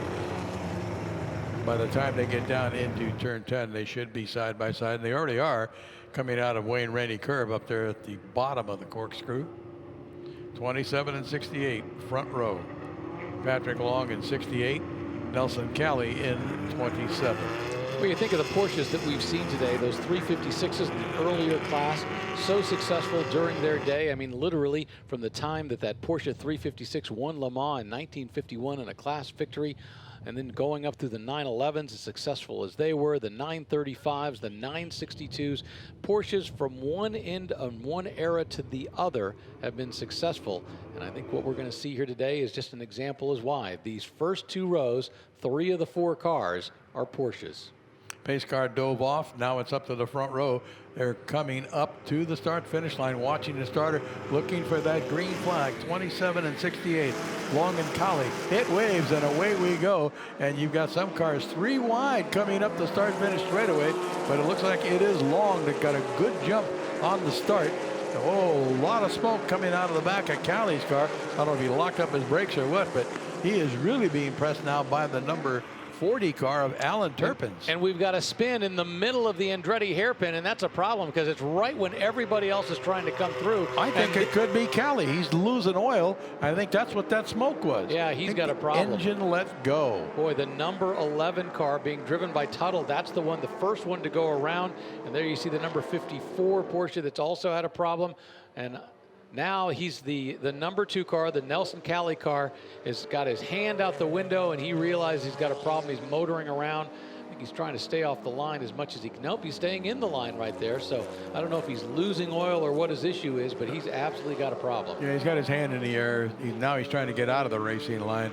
Hopefully he is not coating the course with oil, because that's going to be a problem. It'll be a long cleanup all the way around, because that thing looked like it blew just as he was entering the Andretti hairpin on the opening lap. Meanwhile, Patrick Long is now taken off while everybody else is getting confused in the back as to what's going on in terms of the oil that got dropped down and all that big crunch up into the first turn. But they're going to call a full course yellow because they're going to have to go out and pull those guys back in. And for the other drivers in the race, Alan Turpins and Patrick Byrne, who aren't even within sighting distance of the Patrick Long car, this is going to be a break for them. I'm not sure that they're going to be able to catch up to Patrick Byrne, but at least they're closer. And as I look at the back, it looks like the Alfa Romeo GTA being driven by Patrick Byrne made it past the Porsche 911 driven by Alan Turpins. The only thing in front of Patrick Long right now is the tow truck that was dispatched to get those 2 cars up at the Andretti hairpin. First lesson in racing, don't pass the tow truck. Always a concern. Safety car, double standing yellow, no passing allowed. You must maintain position. All right, let's take a look at what happened. There we go. So once again, we saw this was the number 27 car. As he suddenly going into the first turn began to have smoke coming out the back. The concern is possibly there was laying oil, and that number 11 car spun around, didn't see the number 54 car. I think he simply took evasive action and moved to the inside. Can't tell if they actually collided, but the bottom line is the number 11 car dead in the water at the Andretti hairpin, and that's what the safety cars are out there for right now. I saw some damage, body damage on the nose of that. He was, it looked like a parking light or something was kind of hanging down off the nose of that car just above the front bumper. So he actually did make contact with something. Those 2 Morgans were right behind. They almost got collected in that mess too. They were able to avoid it and avoid each other. Everybody had a scramble because he went off, blew the smoke off, and then everybody started skating sideways because there must have been a lot of oil on the track. And it's really jumbled up the field as we look at it now. So we've got Patrick Long in the lead, and then we've got Patrick Byrne in the Alfa Romeo GTA that is in second place. Wilkins, John Wilkins, in that Datsun Roadster 311 2-liter is now in third place. Gunnar Jeanette who is in the Alpha GTZ, is in 4th place. And McDowell, Alex McDowell, in the Nissan Bluebird, who started 10th, that gray and blue car that looks like a Datsun 510, he is now worked his way up to 5th place. Friedman, who was further back in the pack, I'm trying to figure where Friedman even started from, has now worked his way up into 6th position. But obviously there, we look on pit lane, that we can see the number 54 obviously got into the back of somebody, and as a result, he's got some damage right there. That was that turn 1 incident where he tangled with the car after the smoke. Yeah, I just wasn't sure who he tangled with. Did he tangle with the 11 car? I don't think so. I think the 11 car went around on its own, but it's possible he tangled with the 11 car after the 11 car had come to a halt on the inside as he was trying to take evasive maneuvers around the other cars. There's the number 40 car. The Porsche, that was the Alan Turpin's car. So he had been he was in the top 4 at the start of the race, and apparently had a problem, whether he was affected by everything going on early on, hard to say, but either way, he looked like he stalled on track. He's now got himself going, but he's going to be at the back of this field.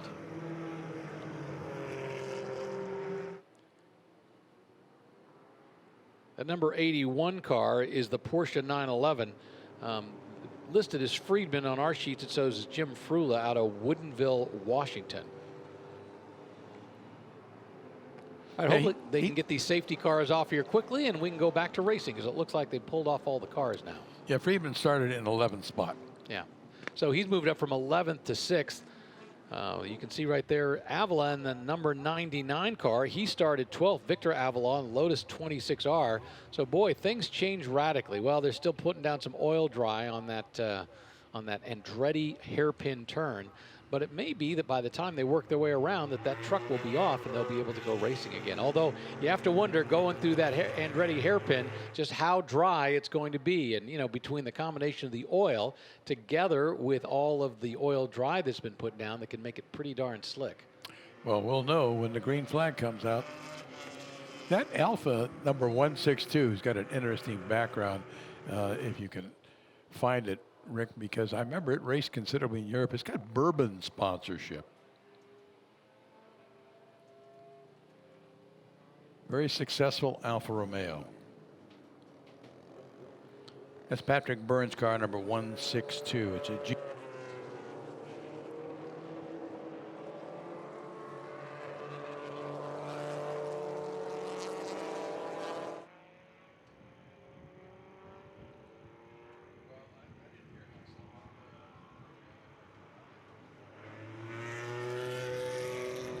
All right, taking a look at Gunnar Jeanette and one of my favorite cars of all time, a 1964 Alfa Romeo GTZ. You know, the Alfa Romeo history of racing goes back so far. You know, it really started back around 1910. That's when the Cavalier Ugo Stella acquired the shares of a company called SIAD. That was a French car maker that had an Italian plant. And at that point he said, okay, I'm going to change the name. And he's going to change the name, and he made it Anomia Lombarda Fabbrica Automobilia. What does that mean? A-L-F-A.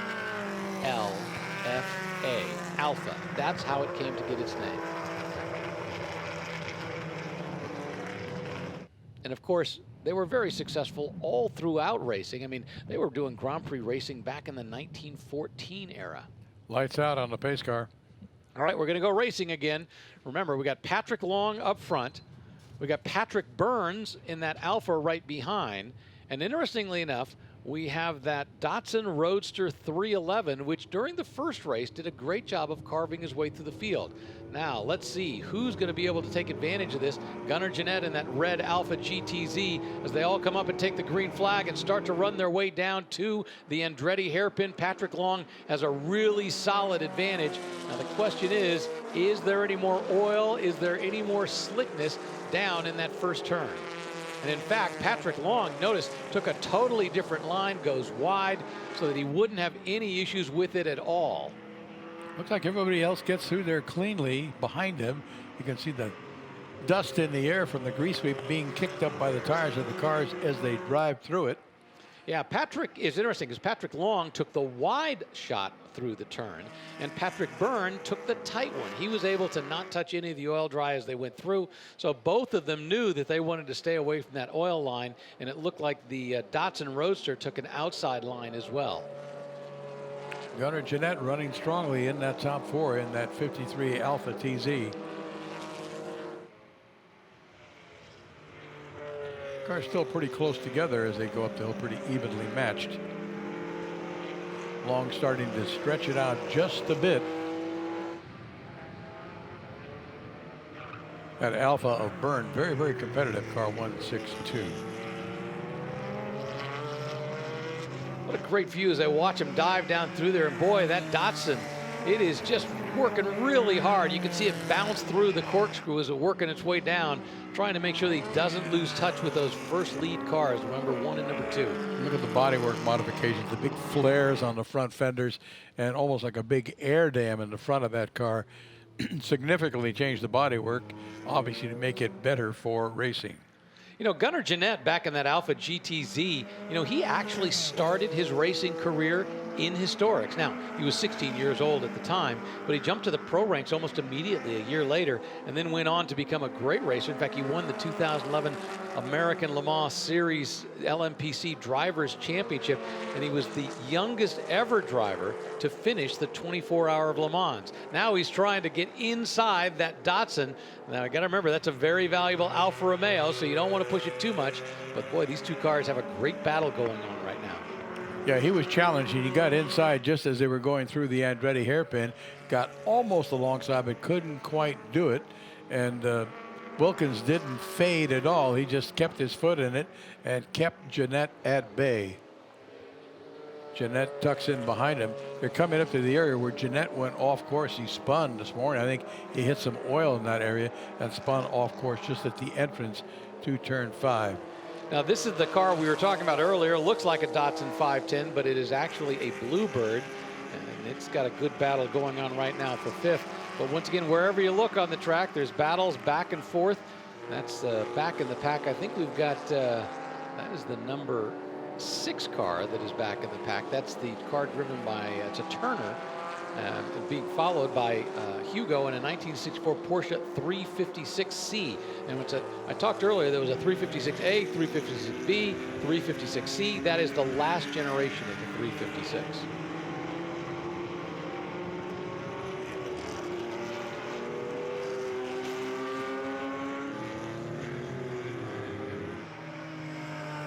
There's that Marcos coming down the hill. He's being passed by the number 41 car. I think that was one of the ones that was involved. That's Baird in that Lotus Elan SE, involved in that incident over in turn 1 when that Porsche blew its engine. Yeah, the Marcus is actually running in 8th right now, so letting that number 41 whip by, which is the Lotus Elan. Once again, he's a little bit faster, and so he would decide he wasn't even going to battle him for track position, even though that was actually 4 position on the track, not a back marker moving by.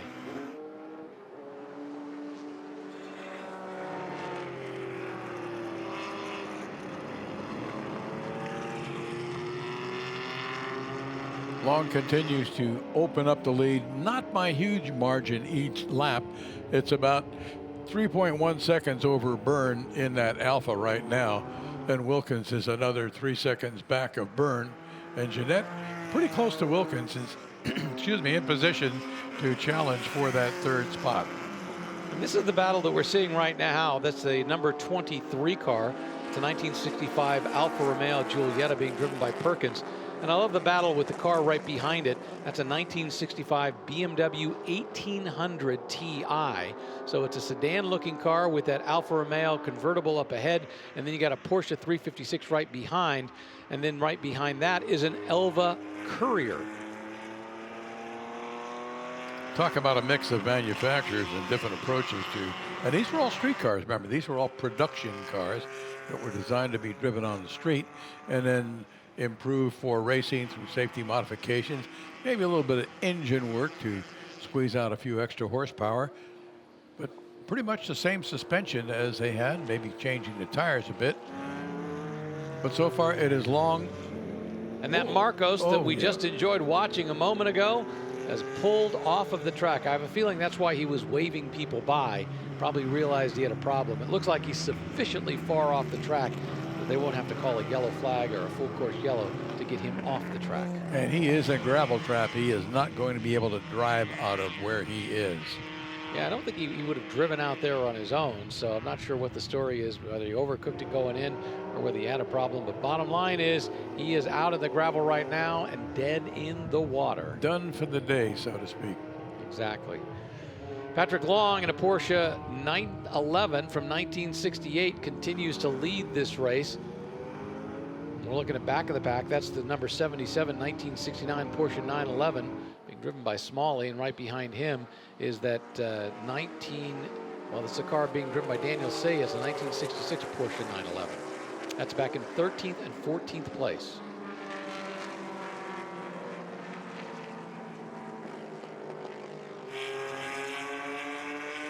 It's easy to get confused. There's a pair of Smalleys out there, one in 77A, the Porsche 911S running in 8th. The other is also in a Porsche 911S. That's 77. He's running in 13th. And they both have the same number. One's 77A. And I called that Daniel Say, and it was actually Kevin Say in the number 78, the blue Porsche, who did very well in the first race today and moved up and had a great finish. But something's gone on, and as a result, he somehow moved back, very possibly as a result of that first turn. I think everything got shuffled up as a result of the first turn. Yeah, Say now running in 14th. And we've got a full course caution that's been brought out. I think as a result, probably that Marcus, it's sitting off. I was hoping it was far enough off that it wasn't going to be an issue, but apparently it's in a danger line. And so as a result, everybody's going to group back up, and at the very least, we're going to get one last look to see who might have a shot at either Patrick Long or anybody that they can get close to. This was a good battle between this Gunnar Jeanette Alfa Romeo and that car just ahead of him, the Datsun Roadster. I think so the those Datsun two, 1600. yeah, those two cars will be interesting. Well, interesting enough, they've got it listed as a Datsun. Let's see, they've got it calling it a Datsun Roadster 311 2L. I always think of them as either a 1600 or a 2000.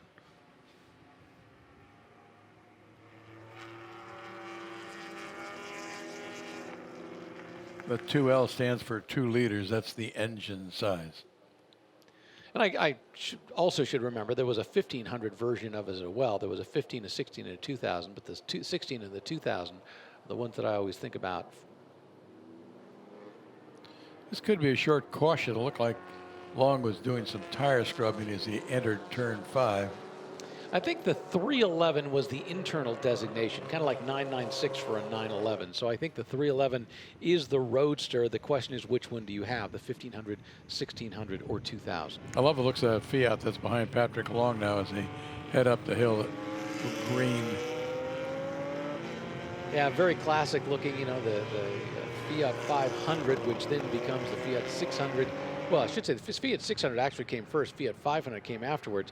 But when Abarth got their hands on them, they turned those into very potent little race cars. Small engines in the back, and it goes back to that Porsche concept of light but nimble. Because, man, and the other thing was that they had a great wheelbase. When you look at the wheelbase, the wheels at the front are way towards the front of the car. The wheels at the back are way towards the back. It's about as wide as you could ask for. And so it was actually a very effective race car in competition form. And of course, it always had in competition form that engine prop, the engine hood propped open to give it just a little more cooling for the engine. Yeah, little or no overhang in that car. You look at the plumbing in the back of that when you lift that engine hood, and it looks like a nightmare. Yeah, that's a Fiat Abarth 850. And while he's right behind the number 68 car, in reality, he's actually a little further back in 26. But check that out, that big exhaust pipe hanging out, those struts with the hood propping it open just to give it a little more air.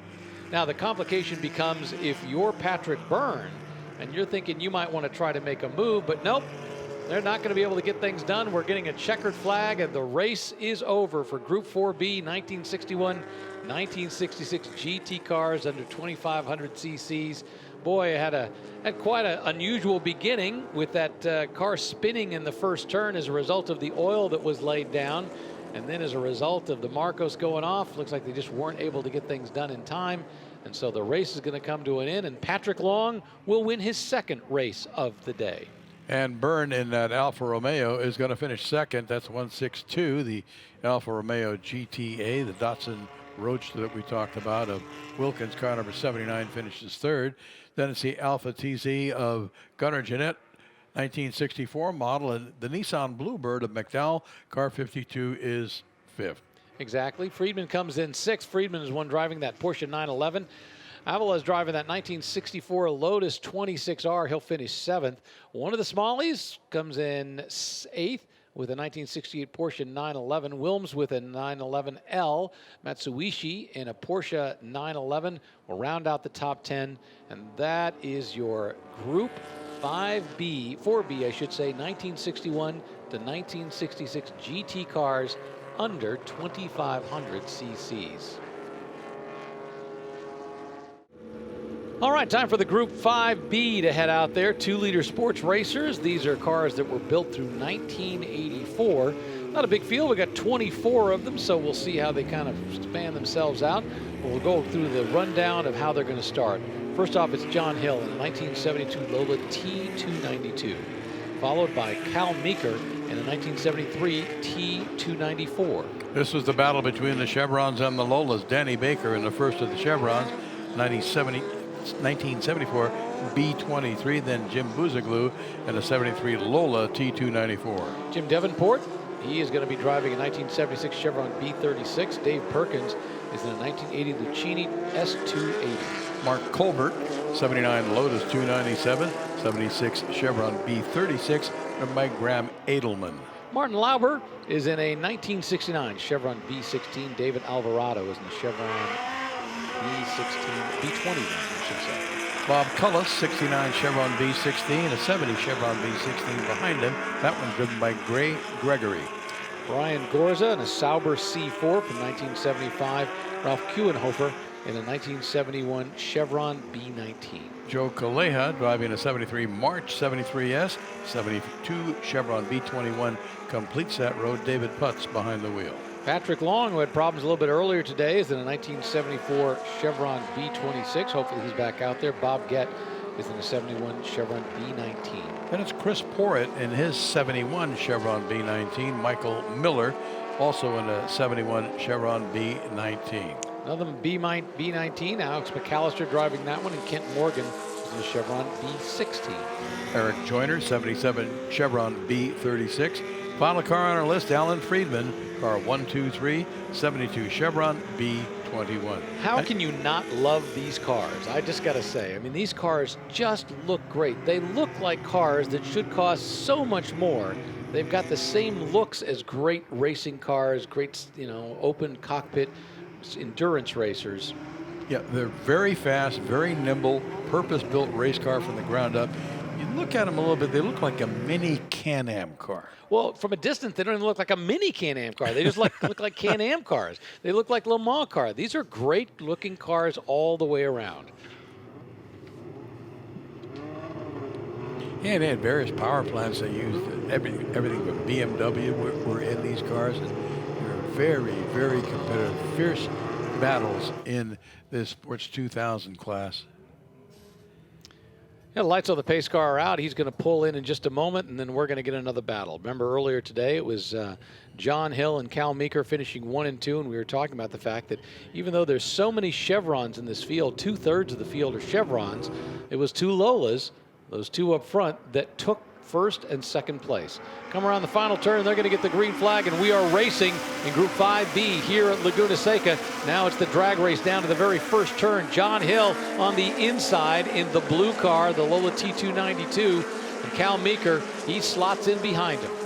Got a look at that speedometer. It was 113 miles an hour as they crested the hill on the opening lap here in this race. You got to remember, that's from a slow start, so we'll see what it'll do for the next time around. Jim Buzaglu seems to have gotten his way into 3rd place, and the number 6 car of Danny Baker got shuffled back to 4th, and he's already trying to figure out a way to get by. Meeker got a little sideways coming out of that corner. I don't know what happened to him. That was in turn 2, but he's got it back under control, and he goes through. Buziglu right behind him in that number 7 yellow Lola T294. Climbing their way up the hill, heading on the backside, working their way up through the Ray Hall Straight, and they're going to very shortly be at the corkscrew for the first time. I mentioned earlier, but this number 6 car just, once again, looks like a miniature Can-Am car, like you said, and it's got the number 6 from Mark Donohue, and it's got a similar paint style in terms of the way the stripes come up the side. Oh, we've got a car that spun, and that looks like Cal Meeker's car that may have gone around. I think you're right. I think it was 115. He was the second place car, and looks like that'll be Buziglu that gets promoted to second in that number 7 yellow Lola, and then behind him it's going to be the car you were just talking about, Baker, with the great graphics on that number 674 Chevron. Well, not sure what happened to Cal Meeker. Baker's up in second. Yeah, not sure what happened to Cal Meeker, but he obviously spun around. Baker was able to get by Buziglu, so now Buziglu's back in third, and then we got Davenport, who's worked his way up to fourth. Maybe Buziglu had to take evasive action, and this allowed Baker to get by. We didn't see it. Maybe it'll show up later on our feed. Meanwhile, John Hill, who's up front, just seems to be kind of running away with it. The only thing this is going to do, at least in the short term, is it's going to make a change in that Lola 1-2, unless Buziglu can figure out a way to get back ahead and finish second. Because once again, we've got Lola, Chevron, Lola, Chevron, Lola, Chevron for the first 6 cars. After that, it's got to be all Chevrons. I think we ran out of Lolas. Oh, we've also got a Sauber, don't forget that. We got a March 73S back there. But Hill with a comfortable lead already, 3+ seconds over Baker, who got around Buziglu when Meeker spun down there coming out of the bottom of the corkscrew. 31A car of Colbert now running up into the 5th spot. He's being challenged by Edelman, looks like, at 34. That's a good battle just coming through turn 10. Actually, that's number 23. That's Cullis who's working on him right now. Looking on the inside, and he looks like as he goes onto the front straightaway, he's going to grab that spot. Whoa, they go actually touch body work as they go by. They were bouncing off each other, and you see the straightaway speed, 122, 129 at one point in time. Wow, they were banging fenders as much as they could in this series.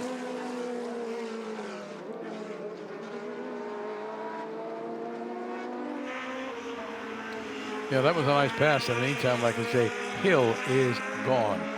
Continues to extend his lead with each successive lap. Now has it up to about 4.4 seconds. Denny Baker in the number 6 car running second.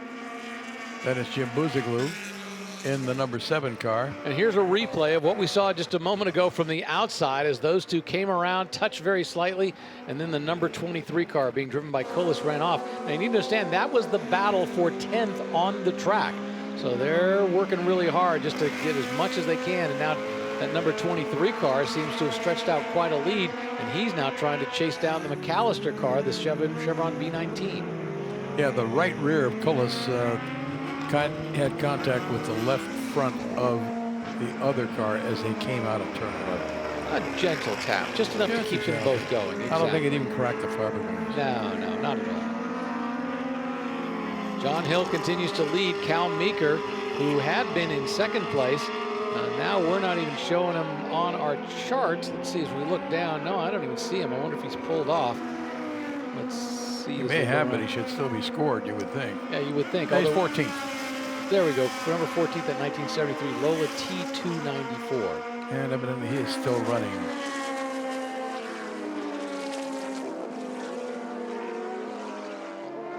So let's see if Meeker can work his way up. You talked about the Sauber. That was the next, and Meeker just jumped up about 4 spots. He's now back up into 10th. So yes, he can work his way back up, and he's going to now be working on McAllister in that number 5A Chevron, and then Lauber ahead of him. So Meeker in the 115 car now running 10th after dropping well back due to a spin at the bottom of the corkscrew.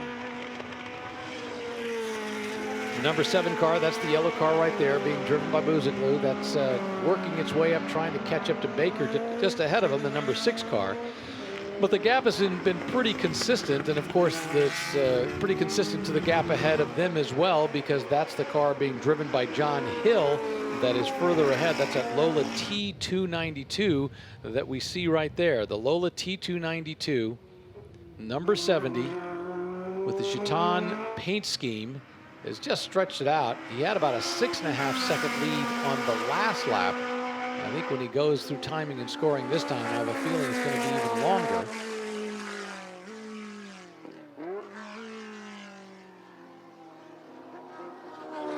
Yeah, now it's up to 8.2-second lead over the number 2 car. It's being driven by Danny Baker. That's the 6 car. And he's completed 4 laps, so we'll have to watch for Meeker to see if he continues to progress through the field. Yeah, he's up in 9th. He's gotten around Long, or as Long is behind him. I think Long is just kind of following in his footsteps. So that's the number 115 Meeker car right there. And he just got past the McAllister car. That's the 5A car. So he's moved up another slot. That'll put him in 9th place, and the next car that he'll be trying to overtake is Lauber.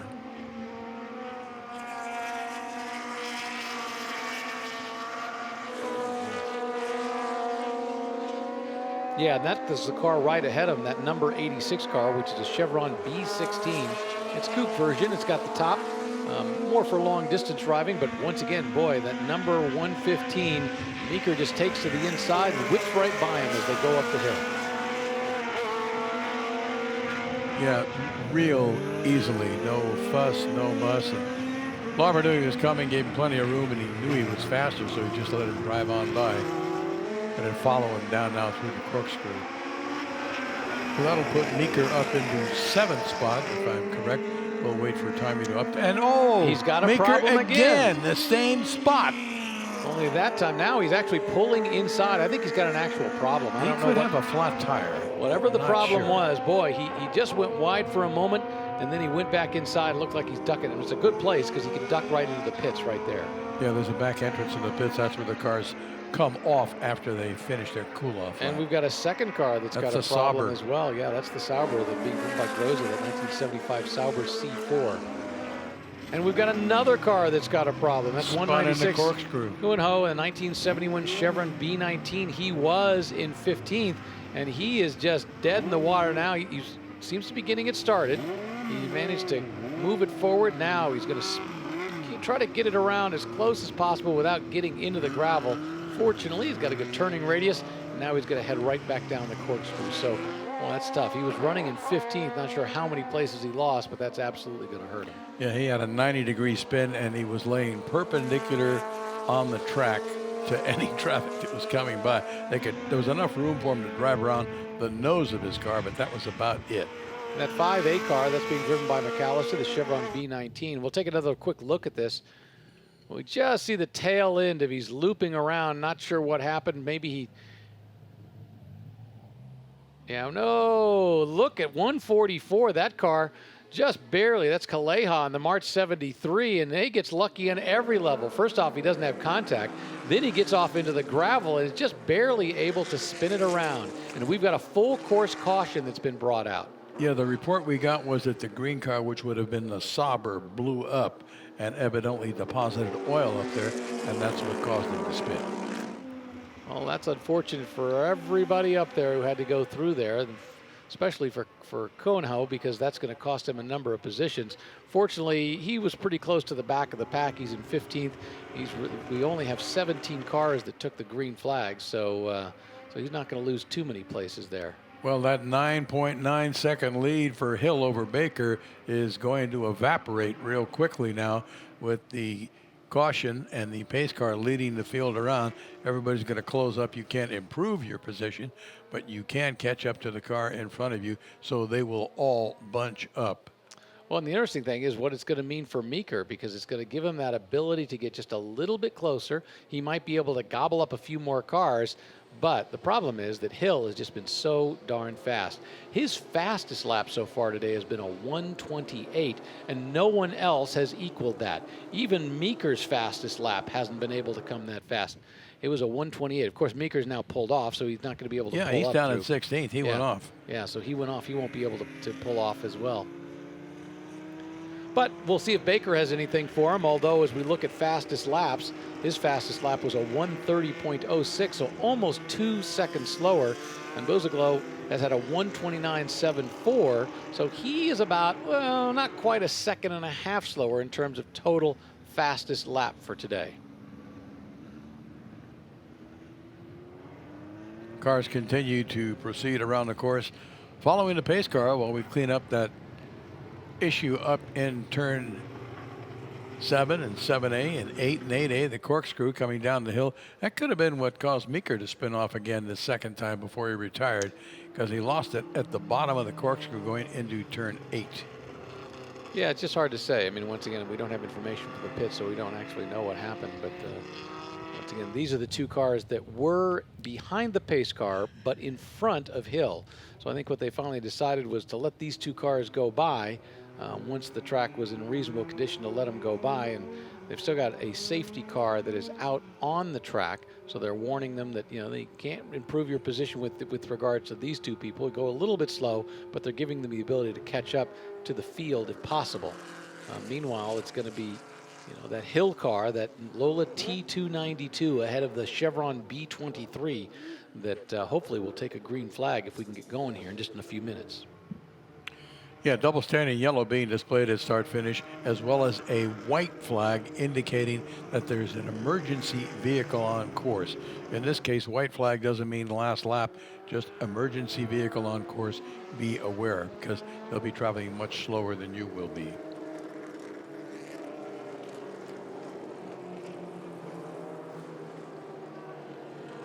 So we're just past the halfway mark, it looks like, in the closing stages of this event.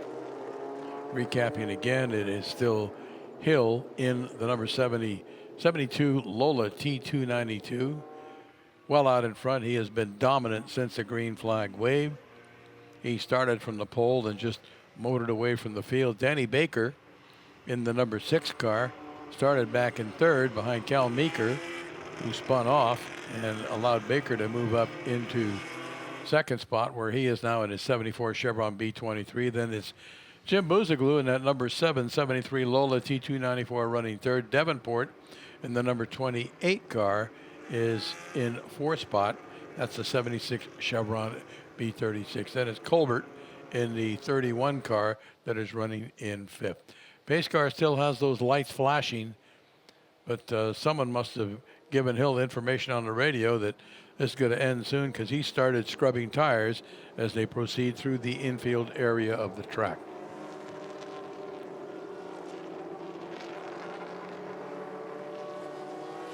By the way, that number 23 car that we see right there, that's a B16 chassis. It was originally owned by Joe Seifert, Formula One driver, long distance driver, and was the last B16 built by Chevron. It was raced in Europe from 71 to 1982.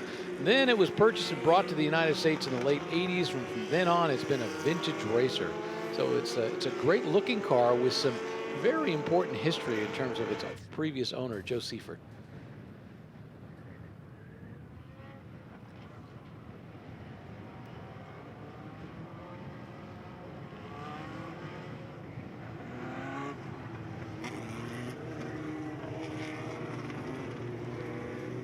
Cars are all packed up.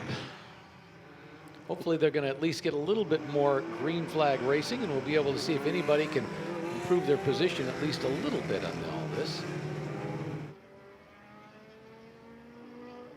Looks like the lights are out on the pace car. I just caught it out of the corner of our monitor.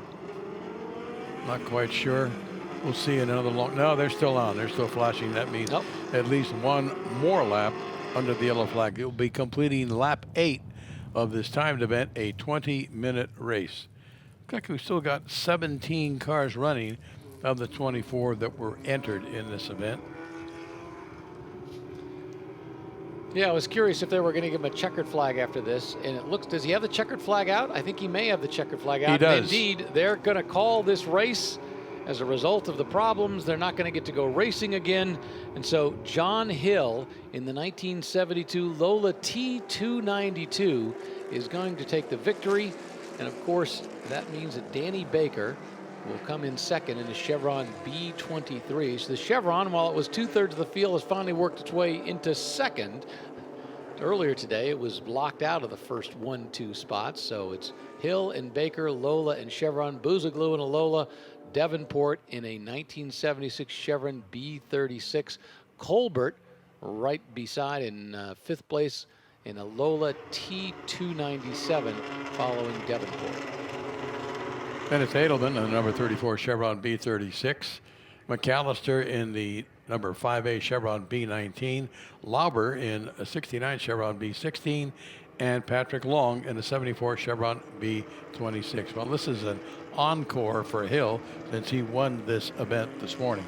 So back-to-back wins for Mr. Hill in this event today. Yeah, it's unfortunate Cal Meeker had his problems. Not sure what caused it. He had 2 sets of problems, really, because he spun at one point in time and ended up losing a number of places. Not sure how close he would have been to the number 70 car, but at least it would have been a good battle. And then, of course, whatever problem eventually put him out of this race. And that happened at about the halfway point. So that was after 4 laps that he finally had to come in the pit. And we only made it to an 8-lap race. So 8 laps in the books. Might have made it to 10 if it'd been green the whole way. Unfortunately, there wasn't. But I think, you know, for John Hill, while you always want to race and you always want to have fun, when you get to look back in the record books and see your name as the winner, you feel good about that. Once again, still getting ready for the Group 6B 1981 to 1991 IMSA GTOs and GTUs.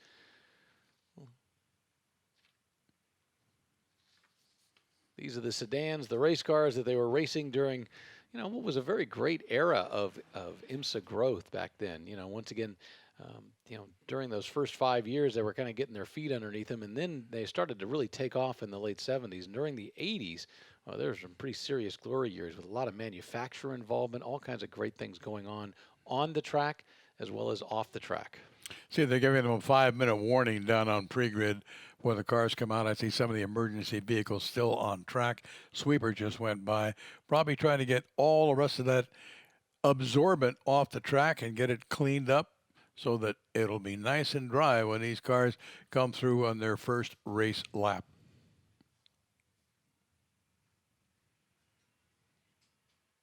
A couple of people looking over that Buick Somerset down on the grid.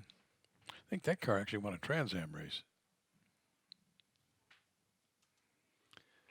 Yeah, a number of these cars actually kind of drifted back and forth between Trans Am and GTO back in that day. There were just not a lot of modifications needed to be done to make it work. We're now seeing 2 minutes, so from 5 minutes to 2 minutes. I see there's a car with Irv Hare's name on it, which was great. You know, Irv was a great driver. I think he was from Peoria, driving the Oldsmobiles. In fact, he was the 1992 IMSA GTO champion. And then he moved up to the GTS1 class between 1995 and 1996. Did a little NASCAR racing as well, not a lot, but boy, he was a great driver and also a wonderful guy. Enjoyed working with him back then. All right, let's give us our grid for the Group 6B 1981-1991 IMSA GTO GTU. Starting on the pole, by virtue of winning the earlier race, Joel Miller in a 1991 Mazda RX-7, Bill Aukerlin in a 1991 Chevy Camaro is beside him. Greg Bennett starts on the inside of the second row. It's a 1991 Nissan 300ZX alongside Kenneth Davis, 1985 Roush Mercury Capri. John McKenna's in a Mercury Capri IMSA version. Rick Jeffrey is in a Chevy Camaro. Row 4, Walt Brown Jr. on the inside, 1987 Chevrolet Camaro, 1988 Chevrolet Corvette. Alongside, that's driven by Michael Malone. Ross Myers in that 1988 Ford Roush Mercure and a 1990 Nissan 300ZX Turbo is being driven by Michael Parsons. George Crass is driving a 1986 Chevrolet Camaro, 1983 Chevrolet Camaro driven by Steve Link alongside. Tommy Kendall, yep, you remember him. He's driving a 1982 Mazda RX-7. John Murray is in a 1989 240 SX Nissan. Philip Mendelovitz leads off the 8th row in a 1989 Nissan IMSA 240 SX, a 1990 Oldsmobile driven by Bob Hardison alongside. Gary Eisenlohr is in a 1983 Camaro Diatley. And Jonathan Ornstein is in an Oldsmobile Cutlass from 1990. 10th row, Howard Matloff, Rancho Santa Fe, 1990 Hare Olds Cutlass. David Doyle in a 1982 Pontiac Trans Am. Gordon Johnson is an Oldsmobile Cutlass from 1991. Mike McNamee is in a 1985 Buick Somerset. 1987 BMW M3 Evo-3. Steve Walker, car 27. Chris Liebenberg in a 1991 Ford Mustang. Jeff Francis is in the 1983 Buick Regal. Zach Brown is in the 1988 Audi 2000. Ken Epsman, 1984 Pontiac Firebird. 1983 Chevrolet Camaro. Sean Coleman. Steve Schuler in a 1986 Ford Roush Mustang. Nick DeVitis is in a 1988 Chevy Beretta. Jim Frula is driving a 1966 Porsche 911. Michael Hamig in a 1988 Chevrolet Corvette. And the final car on our list, the 33rd starter, number 99, Eric Edenholm, in a 1986 Toyota Celica GTO. That is your starting field for Group 6B, 1981 to 1991 IMSA GTO and GTU cars. A lot of oil dry out on the track, so it's going to be interesting to see if it's going to cause any problems. Oil dry going through the corkscrew, no less. That's got to get your attention when you're coming through there. Yeah, and there's a lot of it spread out down there. It's going to take several laps of the cars going through that for it to completely dissipate. I think we're going to get another We might pace get an lap extra out of pace this, lap. Yeah, the lights are still I think on. the goal is to try to get up, stir up some of that oil dry, get another lap on it. So I think they're going to give him at least one more lap behind the pace car. Not only will they get more of it up, they'll also know where it is, and they know what to expect when they come around at speed.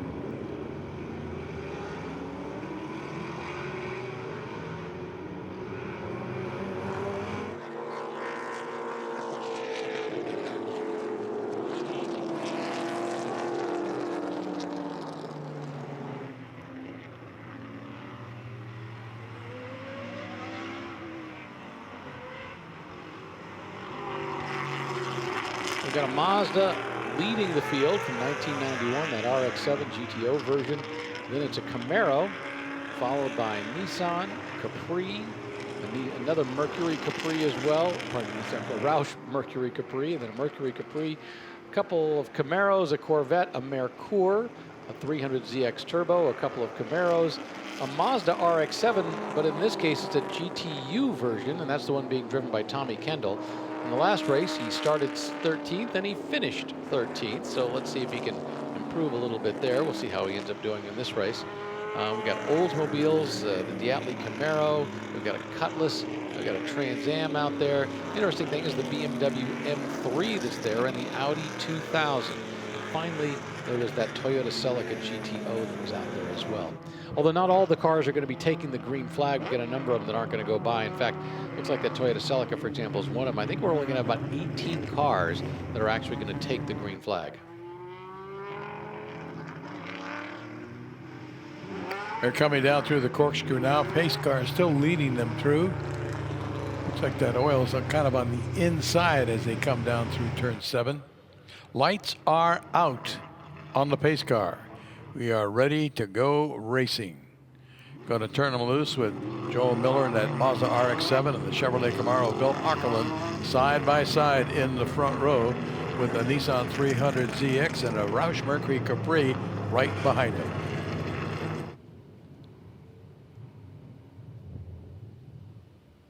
All right, it's this IMSA GTO GTU field with Joel Miller and that Mazda RX-7 from 1991 leading the way.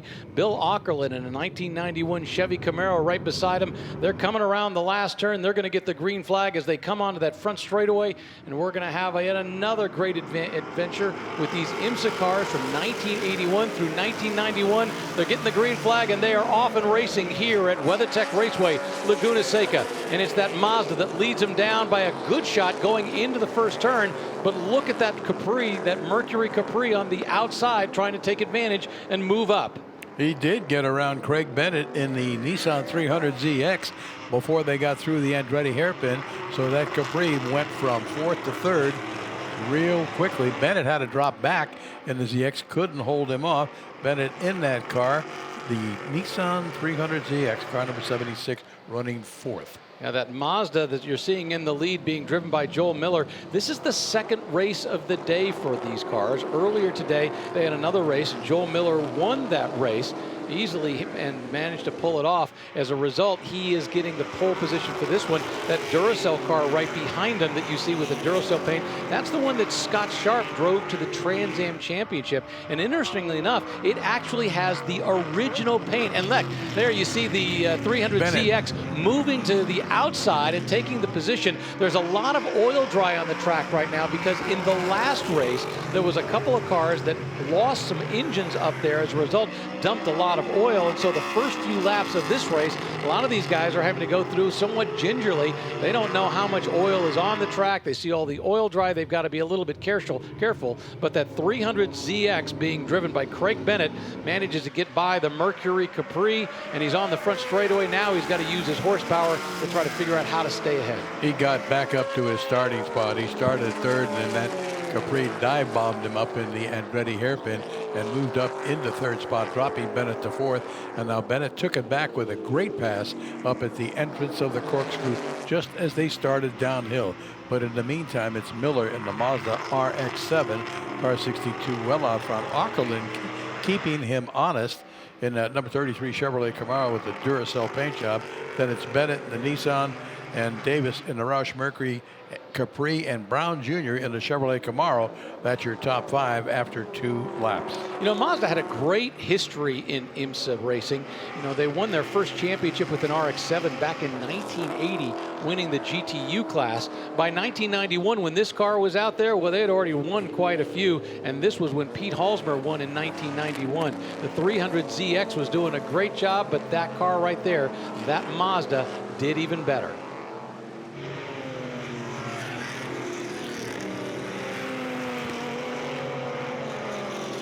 The number 75 car right there, that's the one being driven by Tommy Kendall. Remember, that's the car that he drove to the GTU championship back in the early 80s. Remember, we have both GTO and GTU cars on the track. Tommy Kendall started 13th in the last race, finished 13th. This time, he's in 11th place on this race. And so he's trying to figure out if he can stay up with some of these GTO cars. Remember, a lot of the cars that are around him are much more powerful cars, so to keep up with him with a GTU car is actually pretty impressive. Yeah, he'd like to get into the top 10, and the next car you would have to pass to achieve that would be Myers in that Ford Roush Mercury.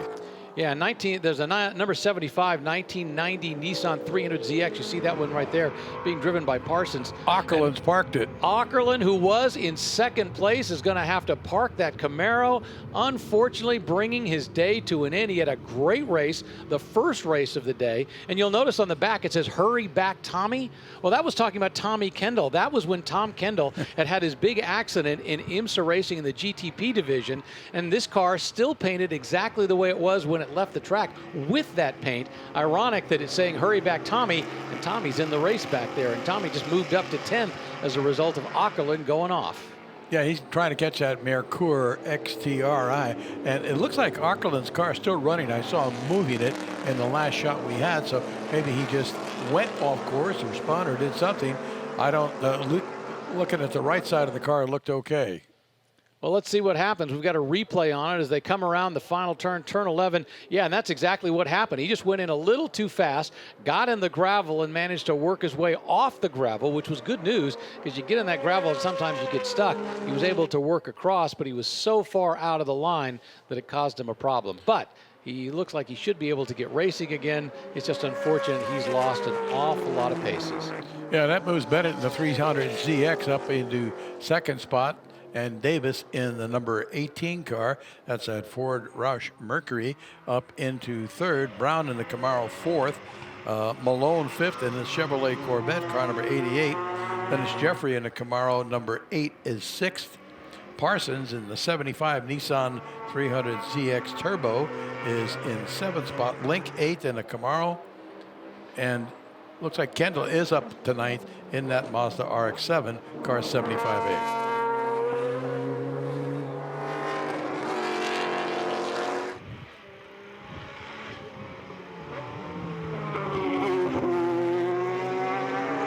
A good battle here on the track between the Mazda and the Nissan as they work their way up the hill.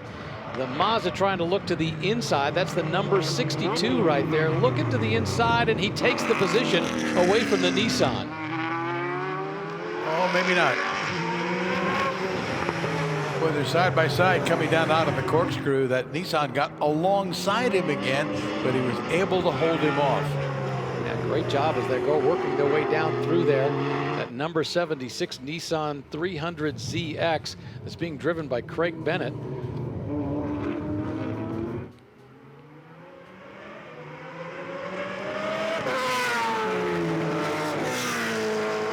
Coming up under the bridge, starting to the left, the number 62 car that's just ahead of him.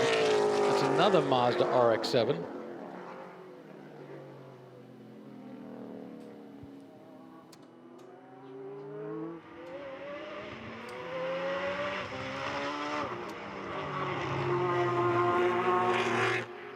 So Bennett's done a good job of reeling in Craig Bennett, because Craig Bennett seemed to have a really strong lead, and somehow Bennett, now that Aukerland is out of the way, has managed to reel him in, and you saw a great battle as they went through the hairpin turn, or pardon me, through the corkscrew.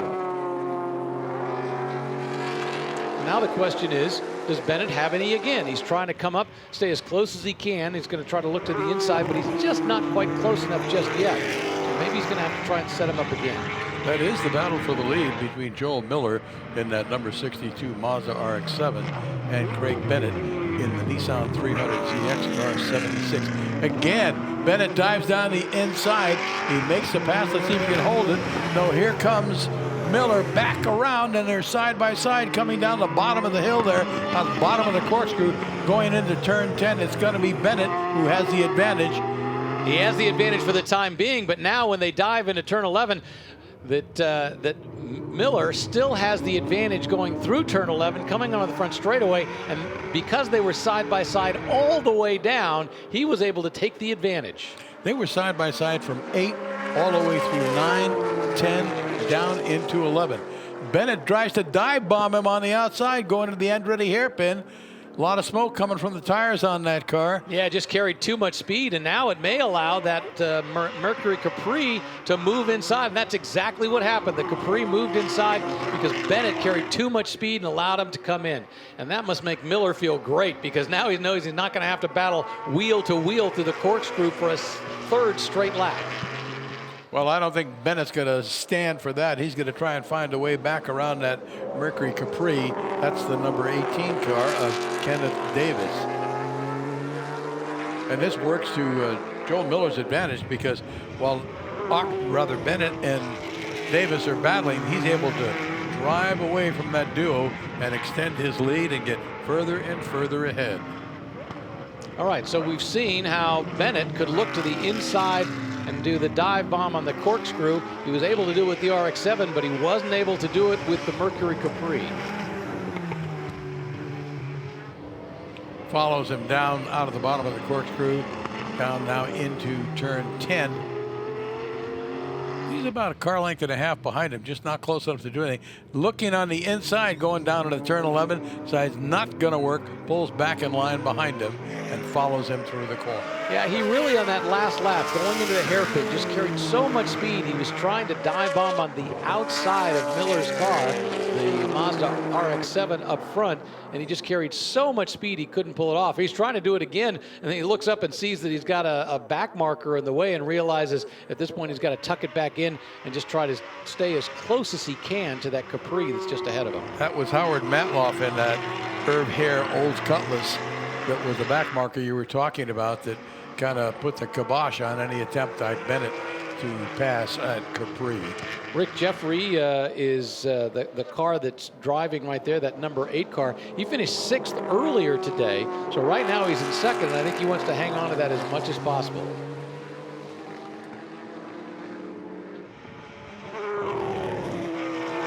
Pardon me, that's number 18. That's Kenneth Davis. All right, I get confused because you see the big 8 with the small 1 beside it. Going back up the hill, the number 18 Capri, Kenneth Davis, trying to hold off that Nissan 300ZX as they go through the corkscrew. You know, Miller is not that far ahead. He's only about a second and a half in front of that battle for second that we've been talking about between Davis and the number 18 Capri and Bennett and the number 76 Nissan. Here comes Bennett again on the inside going down into turn 11. Looks like he has made the pass. Nothing that Davis can do about it now, and Bennett is through once again, but back up in the second spot. It's going to be interesting when they get to the hairpin.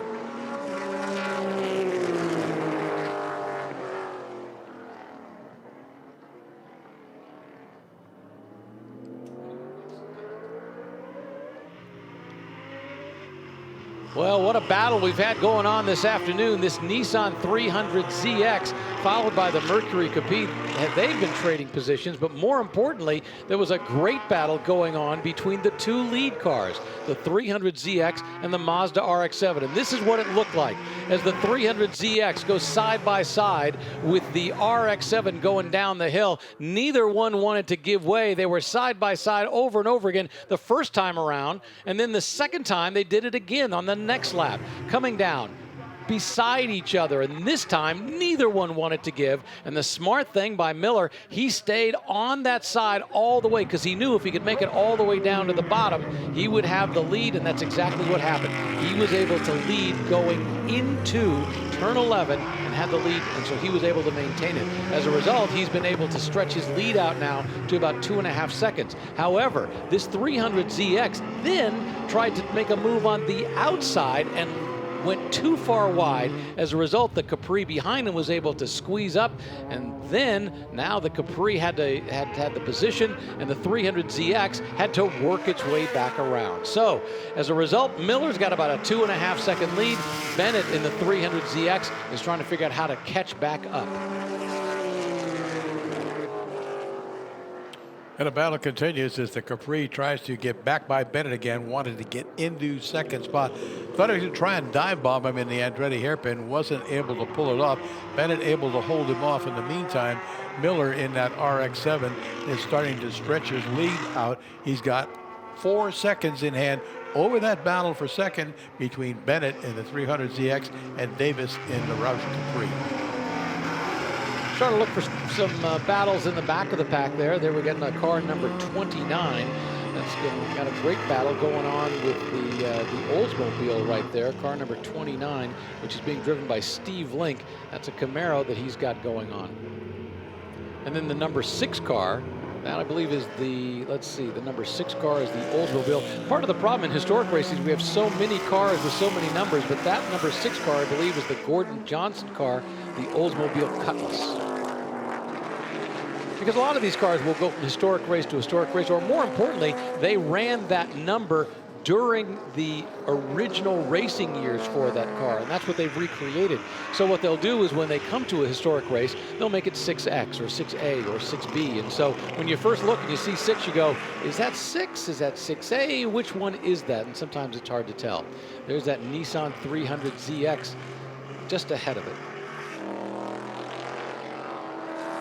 We got a couple of Nissan 300ZXs in the field. So you've got one at the front of the pack and one in the mid pack as well. So there's the Michael Parsons one, the Nissan 300ZX from 1990. And then we've got the Nissan 300ZX being driven by Craig Bennett from 1991. So they're battling it out on track.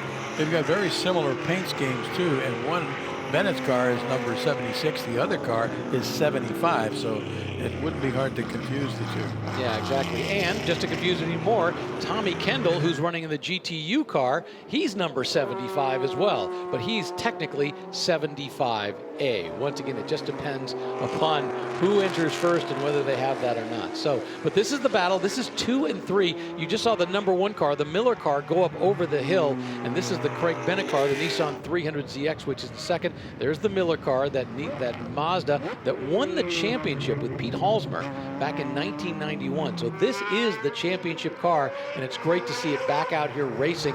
In fact, we talk about the Mazda engines that they ran back then. You know, they were really hot. They had a lot of issues. issues, but one of the great things about those Mazda engines is they had long life. They did a great job of running for a long, long time. In fact, I remember when they were running the Star Mazda series, a lot of the guys didn't want to run a fresh engine. They preferred engines that had a little bit of miles on it. And talking with Jim Downing, who raced Mazda engines for a long time, he said one of the really intriguing things was when a Mazda engine came close to the end of its life, that's when it had the most power. Now, the problem was you didn't quite know when it was going to detonate.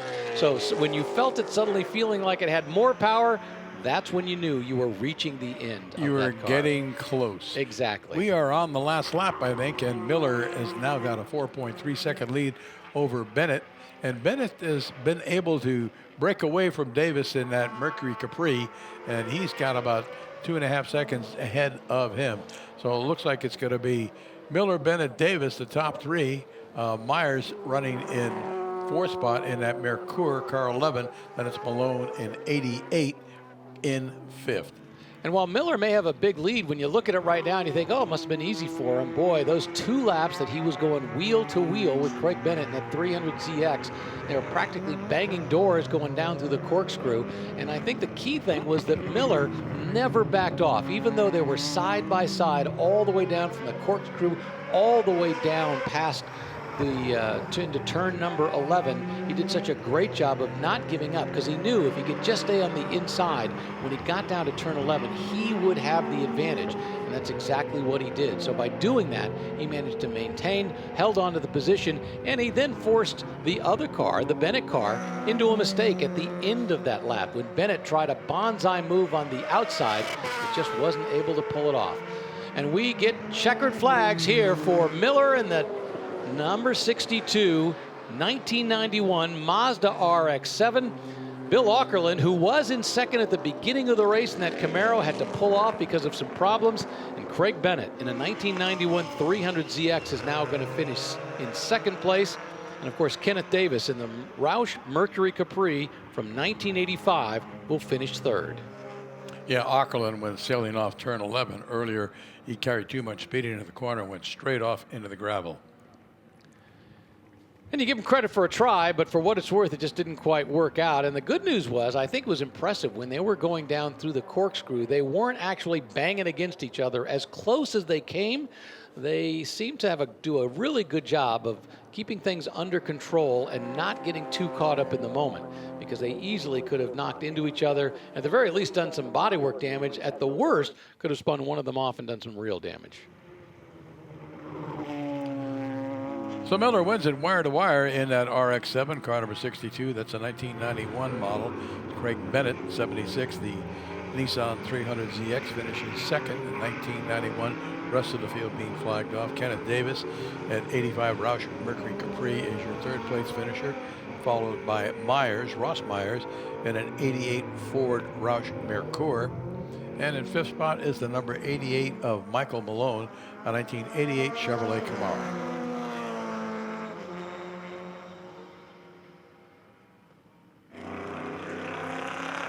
Once again, a great celebration of IMSA's 50th anniversary here at the reunion this weekend.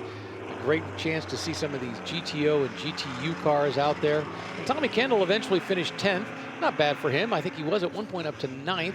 But remember, he was in a GTU car. That is not an all-out racer compared to these GTO cars. And there we see it right there with the white, the blue, the red. He's got his hand out, waved at the course workers. I think he's glad to go out and have a good time. Must be a lot of fun. Although compared to the GTP cars he drove later in his career, this must seem pretty darn slow when you look at the top speeds that he was able to achieve in that one. And McNamee in that 85 Buick Somerset brought that car home in 7th spot, car number 6. Nice Sunday drive in your Buick.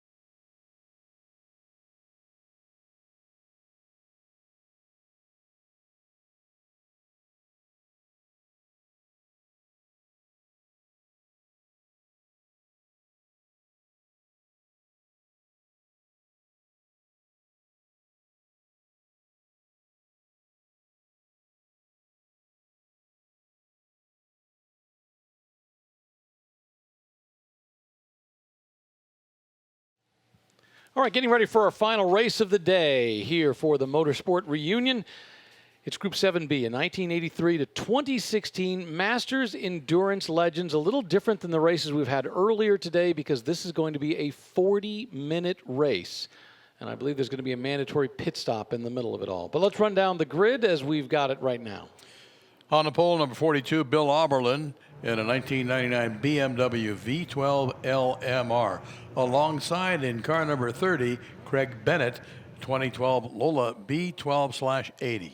Spencer Trenery in a 2006 Riley 11 Daytona prototype. Travis Ingen in a 2005 Audi R8 LMP. Third row, Mark Brannon from Paradise Valley, 2001 Riley Scott Mark 3C, alongside Steven Zacchia in a 2000 Ferrari 550 GT1. Mullen and Krass are scheduled to start the 1999 Panos LMP, and Thornton and Hoyt in the 1983 March 83G. David Lockwood drives the 2013 Oreca FLM 09. Then it's John Edwards in a 2001 BMW M3 GTR. Lauren Beggs in a 2004 Porsche 996 RSR, and John McKenna is driving a 2005 Riley Daytona prototype. 2000 Chevrolet Corvette driven by Rob Morgan. Then it's Tony Garmy completing the role in a 2003 Chevrolet Corvette C5R. Kovacek and Walker in the 2001 Porsche GT3, and John Cavanaugh in a 1996 Ford Mustang. Scooter Gable drives a 1997 BMW M3. Christopher Frank alongside 2000 Porsche GT3R. DeFilippi and Plasinski in a BMW M3 GT from 2011. Tom Dooley in a 1982 Mirage M12. Les Whirling, 1991 Chevrolet Camaro. Roberts and Calfo in a 2013 Audi R8 Le Mans Ultra. Hagan and Atkinson in the 2011 Oreca FLM 09, and Merriman and Tilley in a 1991 NPT 90. Our final row, Joyner and Long in a 2000 Lola B2K10, and George Crass in a 2003 Chevrolet. That's your starting field for Group 7B, 1983 to 2016 Masters Endurance Legends, as the cars pull onto the track to begin their pace lap. Yeah, so once again, we've got that Bill Oberlin machine, that 1999 BMW V12 Le Mans racer that is up front. Craig Bennett in that 2012 Lola B1280, that's the LMP2 car that's right behind him. It's going to be an interesting field, especially when you look back. I mean, look at that number 27 car. We saw that in one of the races yesterday. That is actually built in 1982. We just saw a squirrel run across the track. You better get out of the way.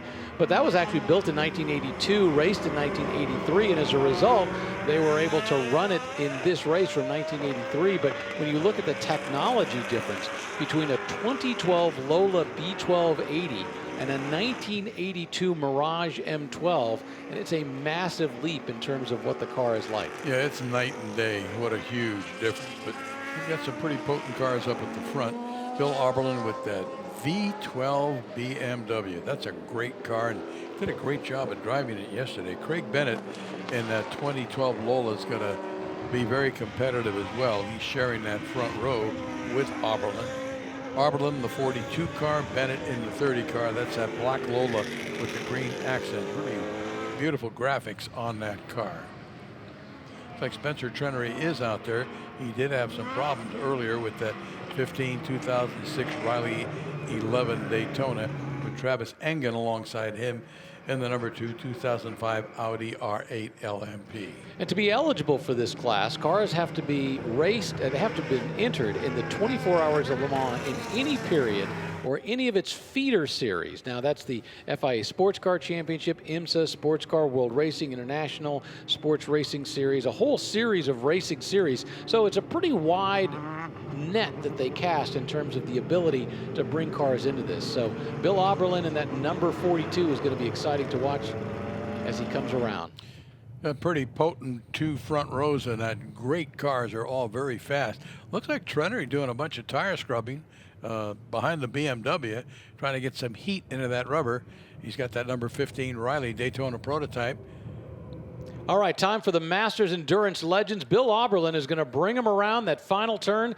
It's going to be the BMW's V12 LMR and a 2012 Lola B12 right beside him. And Bill Oberlin gets the hammer down right off the bat as soon as he sees the green flag shoots down into the Andretti hairpin with that Lola right behind him, tucking up underneath, and that Daytona prototype is in third right now. Yeah, and it's the Audi R8 that's running in fourth spot. Travis Engen in the number 2 car, just the way they started. Whoa, and someone went Bill off. That was Oberlin, Oberlin in the BMW, the leader. lead car has gone off the track, not doing any significant damage that we can see. We're not sure why he went off, other than he might have simply been pressured by that number 30 Craig Bennett car. But boy, that's a break for Craig Bennett, because Bill Oberlin and that BMW was going to be pretty hard to get by as they went through the rest of the day. Now the battle is going to be for Bill Oberlin in that 1999 BMW V12 Le Mans racer to work his way up. And boy, it looks like he just kind of cooked it in just a little bit too much, which is kind of unusual right there, because you're just accelerating, coming out of that Andretti hairpin. And we've got now another problem, the number 38 car. That is a Nissan NPT 90 being driven by Merriman and Tilley. So they've got a bit of a problem. They go off as well. Not sure if there's any oil that may have been laid down. We've had a number of races happen earlier today where they had some engines go, and as a result, you see the oil drive has been laid down on this track.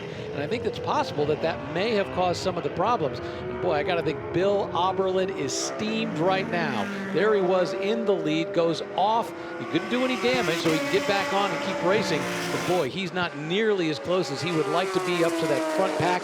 He's got to figure out a way to reel them in. And he's got about, the full racing time is about 40 minutes. They'll have a stop in the center. But boy, he's got to figure out a way to pull these guys in. Boy, you see getting on the throttle, it actually gets a little twitchy as it comes out of the Andretti hairpin. Yeah, he lost a lot of real estate when he went off the track. It looks like that it was the SunTrust car, Spencer Trenery, in the same shot. No. Yeah, it is. So basically, it looks to me like Oberlin is running in fourth spot, and Engen in the Audi has moved up to second. He's gotten around Spencer Trenery in that Daytona prototype. Well, the good news for Oberlin is he didn't lose too many places. Once again, he's only back in fourth place. So he's within shouting distance. He's just got to figure out if he's got the speed to make it happen. But I think, assuming everything goes right with him from here on out, he should have both the speed and the time. Now, this Daytona prototype going up against that Audi, this is an interesting mix in terms of aerodynamics, because, I mean, you look at the aerodynamics, the upright look of that Riley that was built in 2006, and then you've got that 2005 Audi R8, which had a much more sophisticated aerodynamic package, and they're going to try to go after one another. Boy, Bill Oberlin is working really hard, coming around that last turn, turn number 11, going onto the front straightaway, lets the rear end kick out just a little bit. Like I say, I think he is seeing red and working hard to catch up to everybody ahead of him. And he's catching up very, very quickly. He's got Spencer Trenery in his sights, who is the third place car, and he's probably going to be on the bumper of Spencer Trenery in the next lap or two. Yeah, this particular car, this BMW, built in 1999 and 2000, and it was actually part of a combo team. It was both BMW and Williams who worked together to create that car. So they built quite a nice car, and so now they're going to see if Bill Oberlin can manage to squeeze it past both the Riley and the Audi as they go up the hill. Meanwhile, we've got Craig Bennett in a 2012 Lola B1280 that is checked out. We don't even see him up ahead. He's 6 seconds ahead of that battle for second between Engen, Trenery, and actually you could include Oberlin in it. It's a 3-car battle as Oberlin has caught up to Trenery in that SunTrust Daytona prototype. And now we see back in the pack, there's some battles going on there as well. Remember, this is a full range of cars. We've got all kinds of equipment in this race as we see them going underneath. That's a Flying Lizard car, Flying Lizard Racing, of course, as he goes down through the corkscrew. Everyone trying really hard to see if they can do their darndest to at least move forward. So we've got that car number 45 being driven by Beggs, a 2004 Porsche 996, in the 2003 Corvette by Garmy, and Rob Morgan in that 2000 Corvette right behind. But you also see the BMW that's worked his way in there, and that's the BMW M3 from 1997 being driven by Gable.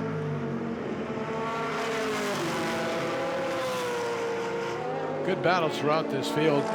Bennett has now added a couple of more seconds to his lead. He is now 8.5 seconds ahead of Travis Engen, the second place car. But Bill Oberlin has he's moved into third place. He's gotten around the Daytona prototype.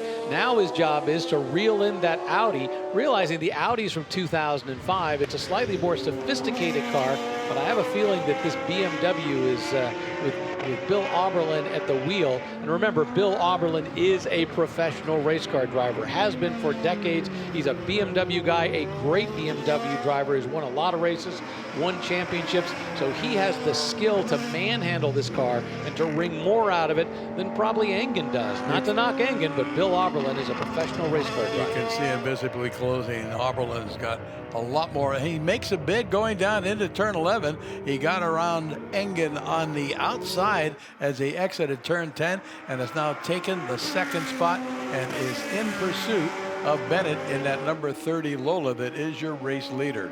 All right, now it's going to get interesting. And this is a car, we told the story about this one yesterday. This is number 27. This is a Mirage that was built, this is the oldest car in the field, built in 1982. It was actually built by Harley Cluxton Grand Touring Cars. And this was the car that both Michael Andretti and Mario Andretti were supposed to race together at Le Mans. They got all the way to Le Mans. They were literally on the grid, ready to race. And one of the inspectors came out and said, your oil cooler is in the wrong place. As a result, the car was disqualified on the grid, never able to race with Michael and Mario Andretti. And there we see the lead car. That's the car being driven by Bennett, that Lola 212, or the Lola B12, the 2012 version, just whipping right by. You can see the difference between speed and style and everything as the 1982 car gets passed by a car from 2012. I remember that story about the Andretti's. That the oil cooler wasn't just in the wrong place. I think it was off by about 2 inches from where it was supposed to be. Exactly. Just some but you would minor infraction. You would have thought they would have mentioned it a little bit earlier in the weekend to do that inspection on the grid when they were literally ready to get in the car and go racing. Just seemed like a criminal act almost. Well, if they mentioned it earlier in the week, they wouldn't have been able to disqualify. Exactly. And John Horseman, who had done such a great job putting that car together. John Wire, who wasn't a part of the team, but was giving some insight and advice. Boy, it was a great group of people, but unfortunately, they just weren't able to pull it off. Well, last time by, Bennett had an 11.8 second lead over Auberlen. We'll have to wait and see what it is the next time they come by. Did it stretch more or did it shrink? And the number 77 car that we're seeing right there, that's the Riley and Scott Mark III from 2001. Just squeezing inside is a Ferrari 550 GT1 going by. That's the number 86 car being driven by Zacchia. So he got the better of that prototype watching the GTO car make through. Now it's an 11.8 second lead between Bennett and Auberlen.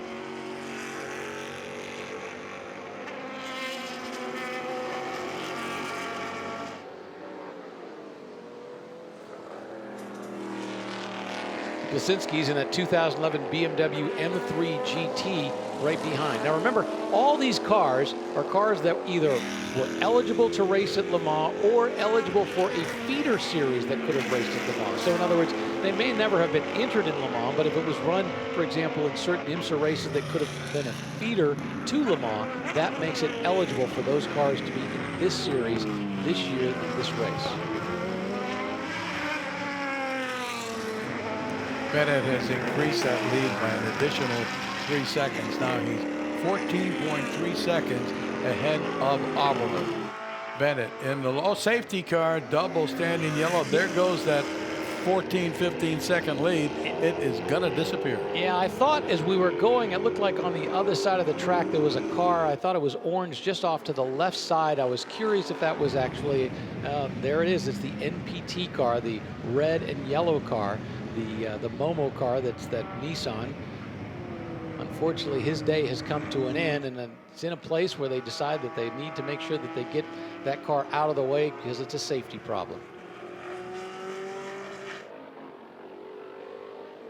But the great thing is that means we're going to get a wonderful restart between Craig Bennett in that Lola from 2012, the B1280, also with Bill Auberlen in that 1999 BMW V12. Those two are going to be, well, they're going to be nose to tail. Instead of having a 14-second gap, they're going to be right on each other. And Bill Auberlen, I think he knows that he had a problem, you know, very likely a result of oil on the track, and I'm going to assume Bill Auberlen doesn't routinely make that kind of mistakes. And like I said, we saw some oil and oil dry that have been dropped on the track as a result of earlier races. So I'm just going to assume that that's probably what caused the problem.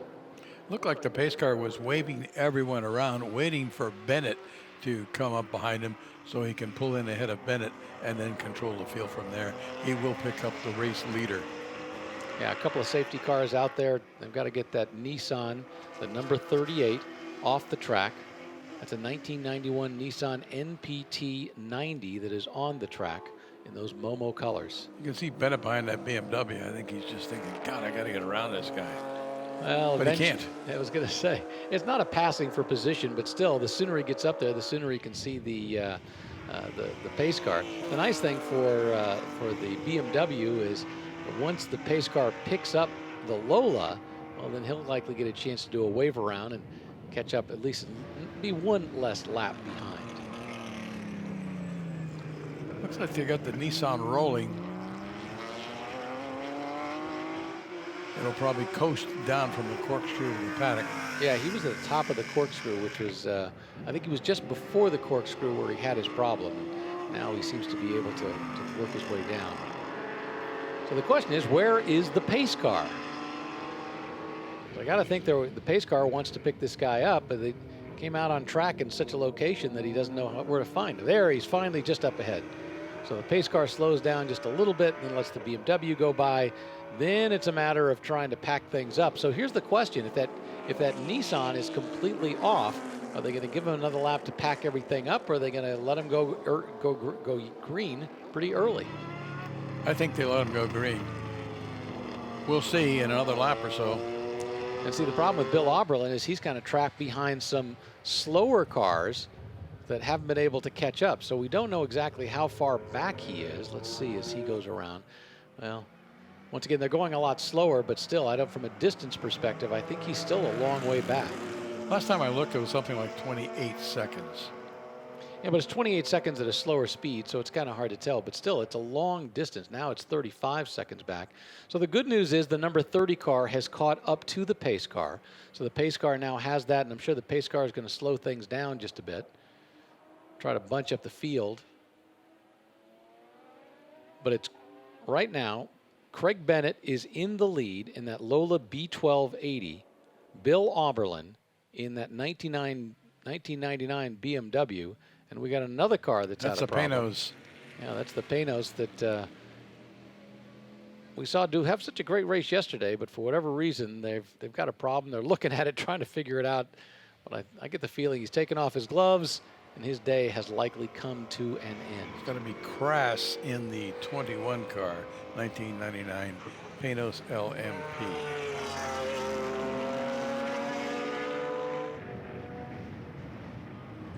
Boy, it's this is like the two loners up there. You got the pace car, you got the number 30 car, and then you can't see anybody else behind them.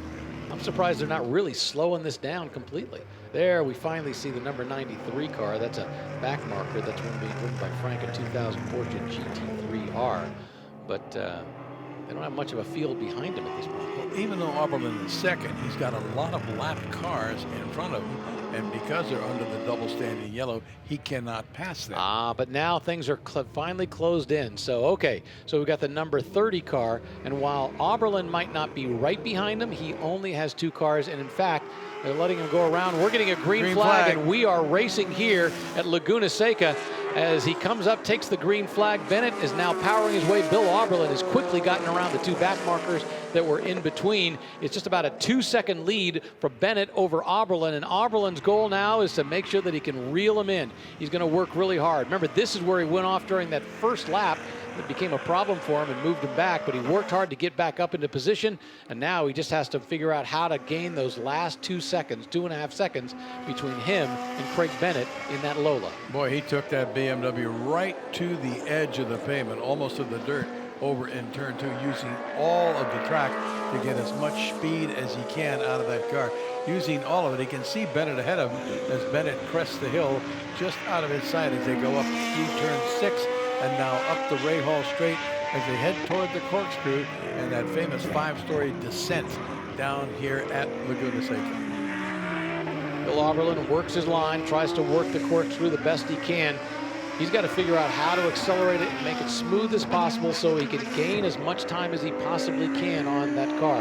Now, when we look at lap times, so far, Bennett has the fastest lap. He's got a 1:22.7, where Bill Auberlen, his fastest lap so far, was a 1:24. So the question is, does Auberlen ultimately have the ultimate speed? It was a 2.5-second gap the last time they came around when he went in by the start-finish line. Let's see what the gap is this time. It's actually stretched out. It's stretched out to 5.8 seconds. So Bill Auberlen actually lost some time on that lap in terms of space between himself and that lead car. And I think it was based on lap times. It wasn't a traffic situation because I don't think either of them encountered any traffic on that last lap. It's just that Bennett is just a little bit quicker and will continue to open things up. Well, and once again, remember that Bennett car is a 2012 Lola B1280, whereas the Auberlen car is a 1999 BMW. Now, this is the battle for third on the track right now. This is Spencer Trennery in that Riley 11 Daytona. And look at that car, the number 18 car. That's the one that's going right beside him. That is a Lola B2K10. That's the Joyner long car. He's gotten around Trennery and moved himself up into third spot. All right, remember we said that all these cars have to do a mandatory pit stop, and the Audi has come in to give that pit stop right now. So it's a mandatory pit stop. It's a time pit stop. So they're taking their time, and they get the opportunity to work on the car, but there's no refueling necessary. But they will check tire pressures and make sure that everything is okay with the car. If there's any work that does have to be done, that's their opportunity. Meanwhile, the number 18 car has managed to get past the Trennery car, and it's trying to take off after Bill Auberlen to see if he can't sort of shorten that distance just a little bit. By the way, the gap between the leader, Craig Bennett, and Bill Auberlen has now reduced very slightly, about half a second. It was about 8.5 seconds. Now it's a shade under 8 seconds, 7.9 seconds. So he is gaining. The man that's gaining is Long in that Lola B2K10 car 18. Started back in 25th spot, and he is now running in second. Yeah, I think they had a problem. They had a problem in the earlier race, and as a result, they've. This is what they've done. Actually, they didn't have the earlier race with this. He was in another car in an earlier race, kind of problem. But must have just not qualified well for this race.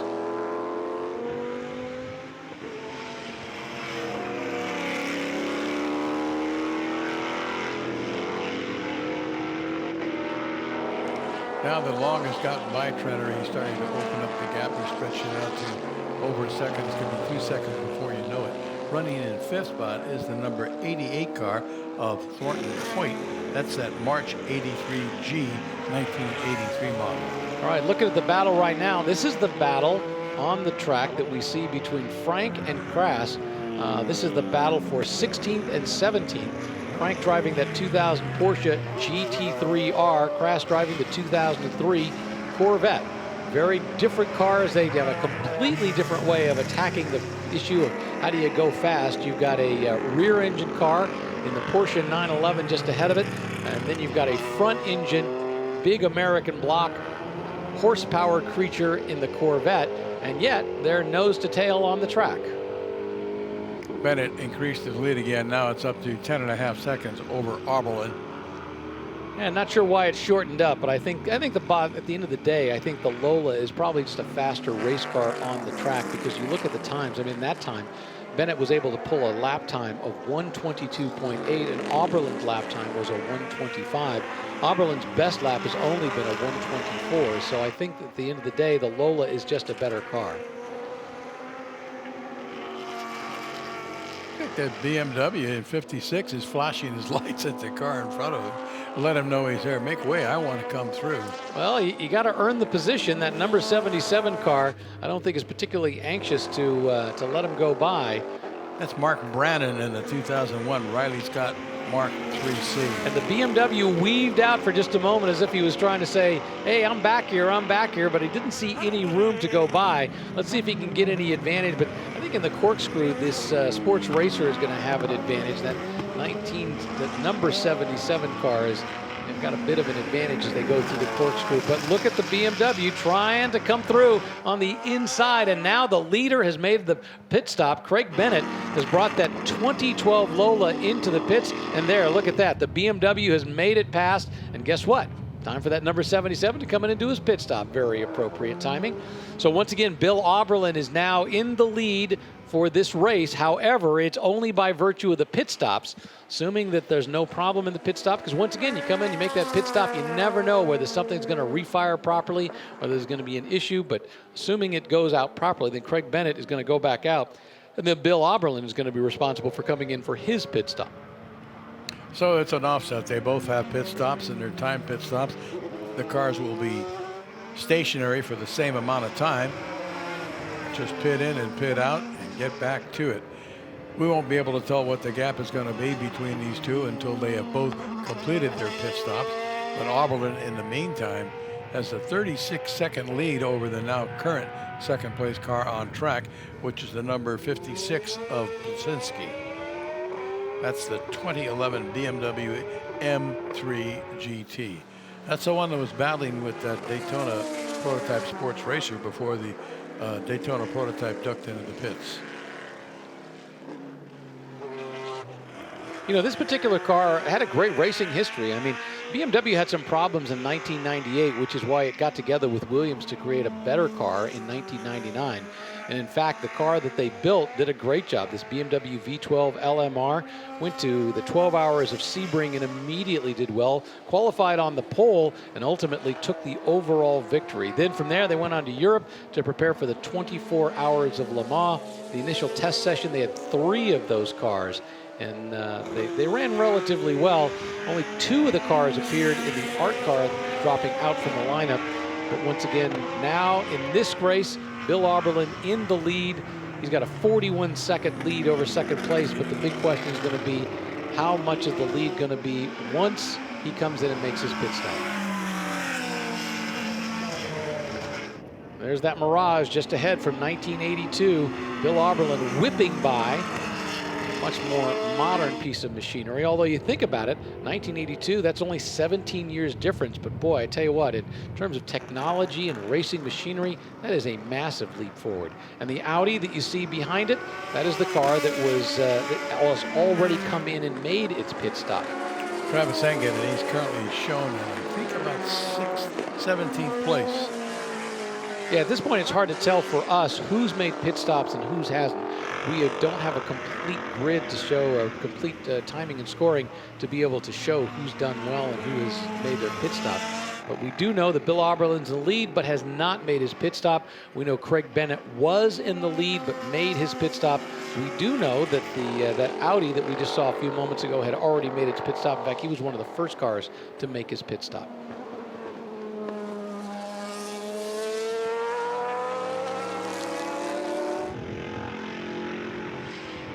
That BMW right there, good for 580 horsepower. And when they were on the Mulsanne Straight, this car was capable of 214 miles an hour.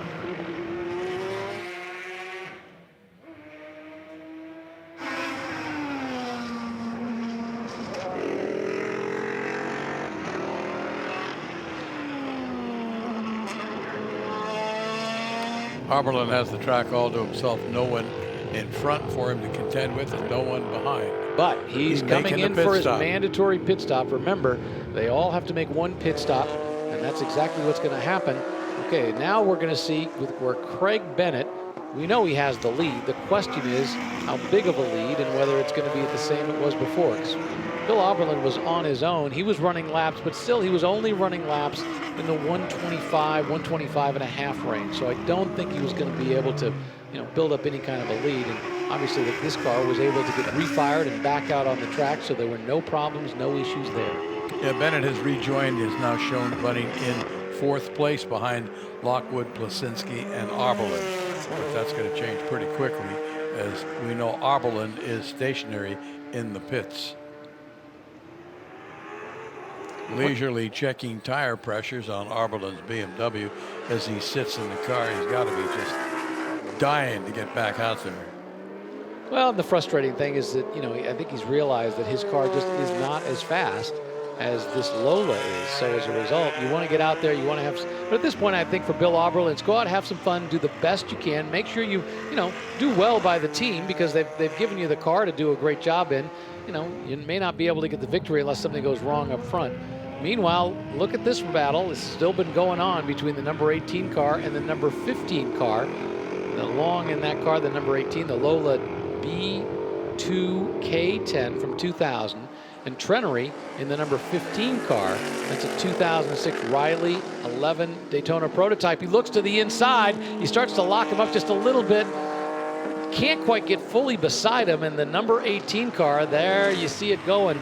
The Lola just managed to keep the lead as they go through the Andretti hairpin.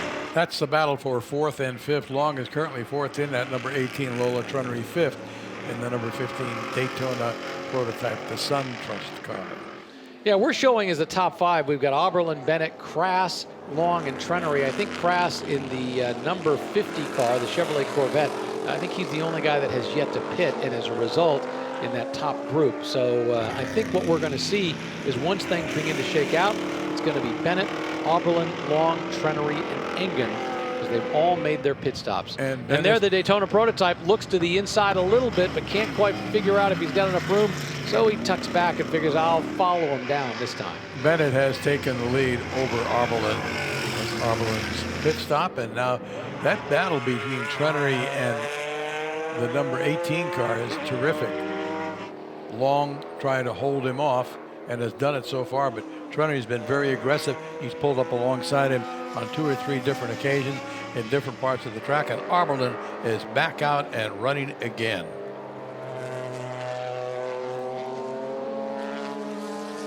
Looks like he came out in 2nd place. We'll wait for our timing monitor update. Long still holding off the challenges of Trenery. Long in that Lola, Trenery in the Daytona prototype. Coming through the infield now. And once again, when you look at the aerodynamics of those cars, very different. I mean, you know, the Daytona prototypes had a high glass area, and it was actually designed to be an aerodynamic drag. The concept when they first brought those cars out was that was one of the ways they were going to help keep them from attaining too much top speed. Of course, over time, the cars got a little more sophisticated, and they got a little lower, a little sleeker, but it was kind of like a big shoebox out there, whereas that car ahead of it is a much sleeker look. However, it is a convertible, call it that, an open-top racer, and so it is not as clean aerodynamically as a coupe might be. Boy, those two are having a great race. Just look at this battle between Trenery and the Daytona prototype, car number 15, and Long in the number 18 Lola. Pretty much nose to tail all the way around the track. Trenery applying the pressure, Long not folding under it at all, and maintaining a solid 3rd place. Auberlen about 12 seconds behind Bennett now. Bennett is your race leader in that number 30 Lola. Auberlen, the BMW V12 car 42. And there goes Daytona prototype, goes to the inside, tries to outbrake him, and this time he gets him and forces the number 18 out to the little side. Now the number 18 tries to take it back, but clips the curb, causing the rear end to kick back out, losing him some time. So the Daytona prototype manages to get ahead. Trenery gets the position, and he's now in 3rd place. Trenery's driving the wheels off that car, and he's been good all weekend long. Doing some very aggressive driving, and he's got the finishing positions to show for it. Now the question is you got Engen in the 2005 Audi R8 LMP coming up right behind him. Can he take advantage of any of the, well, it cost them some time when they're doing that battle, and did that help him out? And does he have anything to gain on these guys? Trenery's fastest lap has been a 127.9, while Long's fastest lap has been a 127.8. And Engen's at 125 in that Audi number 2, so he should be closing on them and should be able to catch both and pass both, sliding in behind Auberlen up to the 3rd spot. So this is going to be the battle to watch for a while, as that Audi tries to come back up, and right now he's sitting in 5th, but lap time wise it looks like he's a faster car and should be able to take on Trenery and Long. It's just a matter of when and how. And right now on this front straightaway, he's already gobbling up that number 18 car, whips past him, takes the inside line, and he's going to take the position as they go by the start-finish line now into the Andretti hairpin. Next stop for him is going to be that Daytona prototype being driven by Trenery. So Engen now up to fourth. Long drops to fifth in the 18 car. And Engen in pursuit of that Daytona prototype. He's not that far ahead of them. There's a couple of cars in between them. Engen should dispose of them in short order and get into pursuit of that Daytona prototype. Gets by the one, and now there's nothing between him and the SunTrust Daytona of Spencer Trenery, car 15. Let's watch and see how quickly he can potentially reel him in. By the way, the gap between Bennett and Oberlin has been a pretty consistent 14 seconds. It was down to 12 at one point, now back up to 14. So I have a feeling that's probably not going to change an awful lot as time goes along during this race. My best guess is that we're about 3/4 of the way through this 40-minute race, maybe about 10 minutes to go. The leaders have completed 19 laps. Yeah, compared to the 20-minute sprint races that we've seen today, this is an endurance race, complete with a pit stop right in the middle. This is the number 53 Corvette being driven by Garmy. It's a 2003, and the battle behind him. You can see that right there, the number 93 car, the number 45 car, that number 45 car being driven by Beggs. So the number 93 car is he's actually being shown a lap down to this battle, so I think he's a back marker that they're working their way around. There's our leader, Craig Bennett. 2012 Lola B12, 80 on the front straightaway. That last lap was pretty fast. He did a 123.3. His fastest lap today was a 121. There, he just got a little smoke out of the back. Looked like he might have locked up very slightly going in because he had a pretty quick lap turning. His fastest lap so far today is a 121.9. So he's still about a second and a quarter off of his fastest lap time. And it's up to 16 seconds now. He picked up a couple of more seconds on Bill Oberlin in the BMW as he starts to stretch his lead. Well, that's what you see. He had a 123.3 lap time versus Oberlin's 125.2. So, you know, a significant, almost 2 full seconds faster a lap. Well, he's got this car working just right. He doesn't even have to worry too much about anybody behind him. He hasn't had too much traffic ahead of him. So he can just kind of run the race he wants. And when he wants to turn a fast lap, turn it as fast as he wants. Look at that battle between Engen and Trenery. They should be hard at it. I would assume that Engen has gotten by Trenery. We'll have to look for that and see when we get that camera angle. Is that the Flying Lizard car that he's coming up right behind?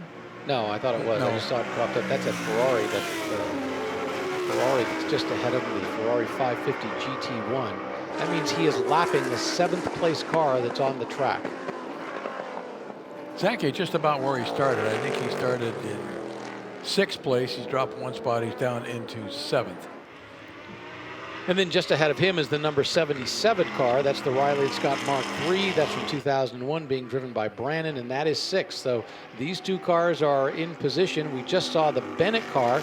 That just went past the Ferrari 550, and now he's got his sights on that number 77 Riley and Scott car.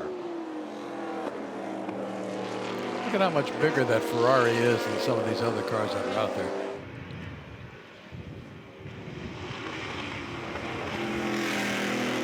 Yeah, Bennett will probably eat up that Riley Scott going up the hill up toward turn 6.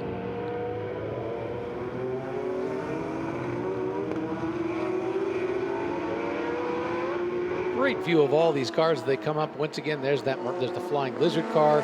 There's the Mirage as it goes down, goes into the Andretti hairpin. And that is the number 15 car. That's Trenery. And he's about to lap these guys, and I think he's wanted to do it as quickly as possible, so he kind of locked it up just a fraction, but that's because he's got that number 2 car that's trying to catch him. So I think his goal was to make sure that he got past the back markers so he didn't get held up by him. And now that's exactly what's happened with the number 2 car. The Mirage pushes him off. Didn't see him. The number 2 car had to go into the inside, got onto the dirt. Fortunately, it didn't look like there was a problem, but I don't think the Mirage ever saw him. I think Engen has made his pit stop. I don't think Trenery has.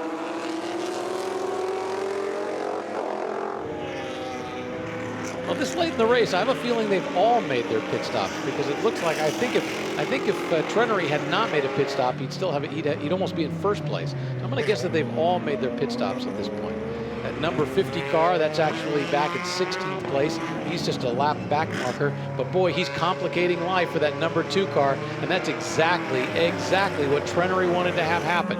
He wanted to get ahead of these guys so that when this guy, the number 2 car, caught up to them, that they'd have a problem with traffic. Yeah, Engen got bottled up in the corkscrew by those 2 cars, and that cost him quite a bit of time. He's shown about 2 seconds behind Trenery. We'll wait for it to update. In the meantime, Bennett continues to pad his lead over Oberlin, the 2nd place car. About 7 seconds between Trenery and Engen, according to the timing monitor. Those are the 2 cars that are battling for 3rd. Trenery is 3rd in the 15 Daytona prototype. Engen in the Audi R8 LMP car number 2 is in 4th. There's Bill Oberlin driving around in that BMW V12. BMW V12 that was built in 1999, had a great racing history in 1999, did well, won his first race out, won at Le Mans, had plenty of power, but once again today just doesn't seem to have enough to take on that 2012 Lola B12 And this is the car being driven by Engen, the number 2 Audi, whipping past that number 45 of the Flying Lizard car. And that Flying Lizard car really has a great record on its own. You know, it raced from 2004 to 2006 and had 18 podiums, 2 wins in the GT class with the American Le Mans Series, being raced by the Flying Lizard team.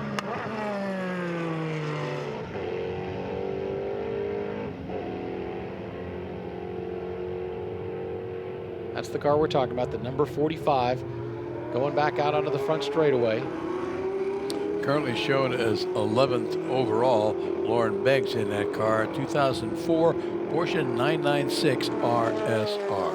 15-year-old car, but boy, it sure doesn't look it. You know, you look at that car, mainly because Porsche styling hasn't changed that dramatically, and they've done such a great job of you know, the way they took the work on those cars a long time ago. All right, we understand we've got 1 lap to go here in the Masters Endurance Series, and Craig Bennett in the 2012 Lola B1280 has everything in command. What he has to be careful of here is as he goes through these back markers that he doesn't get caught up in any problems. So far, he's been flawless on the day, has not had a single problem. He started in 2nd. Bill Oberlin was in the lead. Bill Oberlin had a problem on that first lap, and then Craig Bennett after that has had no problems. The only time Craig Bennett didn't lead was when he had to come in for his mandatory pit stop, handed the lead briefly over to Bill Oberlin, and then from that point on, he has had no problems whatsoever. His fastest lap on the day, a 1:21.918. So he is easily the fastest car on the track today. And Bennett on his way to the top of the hill. Once he gets there, he'll begin his descent through the corkscrew, back down the start finish, and a checkered flag. Oberlin's in 2nd right now. Spencer Trenery is the number 15 car, that 2006 Riley Daytona prototype. Is likely going to be finishing 3rd. So this is it. As he comes down, he's come down through the corkscrew. He enters turn 11. He's going to power his way up through the start-finish line. The checkered flag is out, and Craig Bennett is going to win the Masters Endurance Legends race here at WeatherTech Raceway Laguna Seca, part of the Rolex Monterey Motorsports reunion. 2nd place, Bill Oberlin. Sure, he would like to have won, but I think at the end of the day, the car just wasn't there.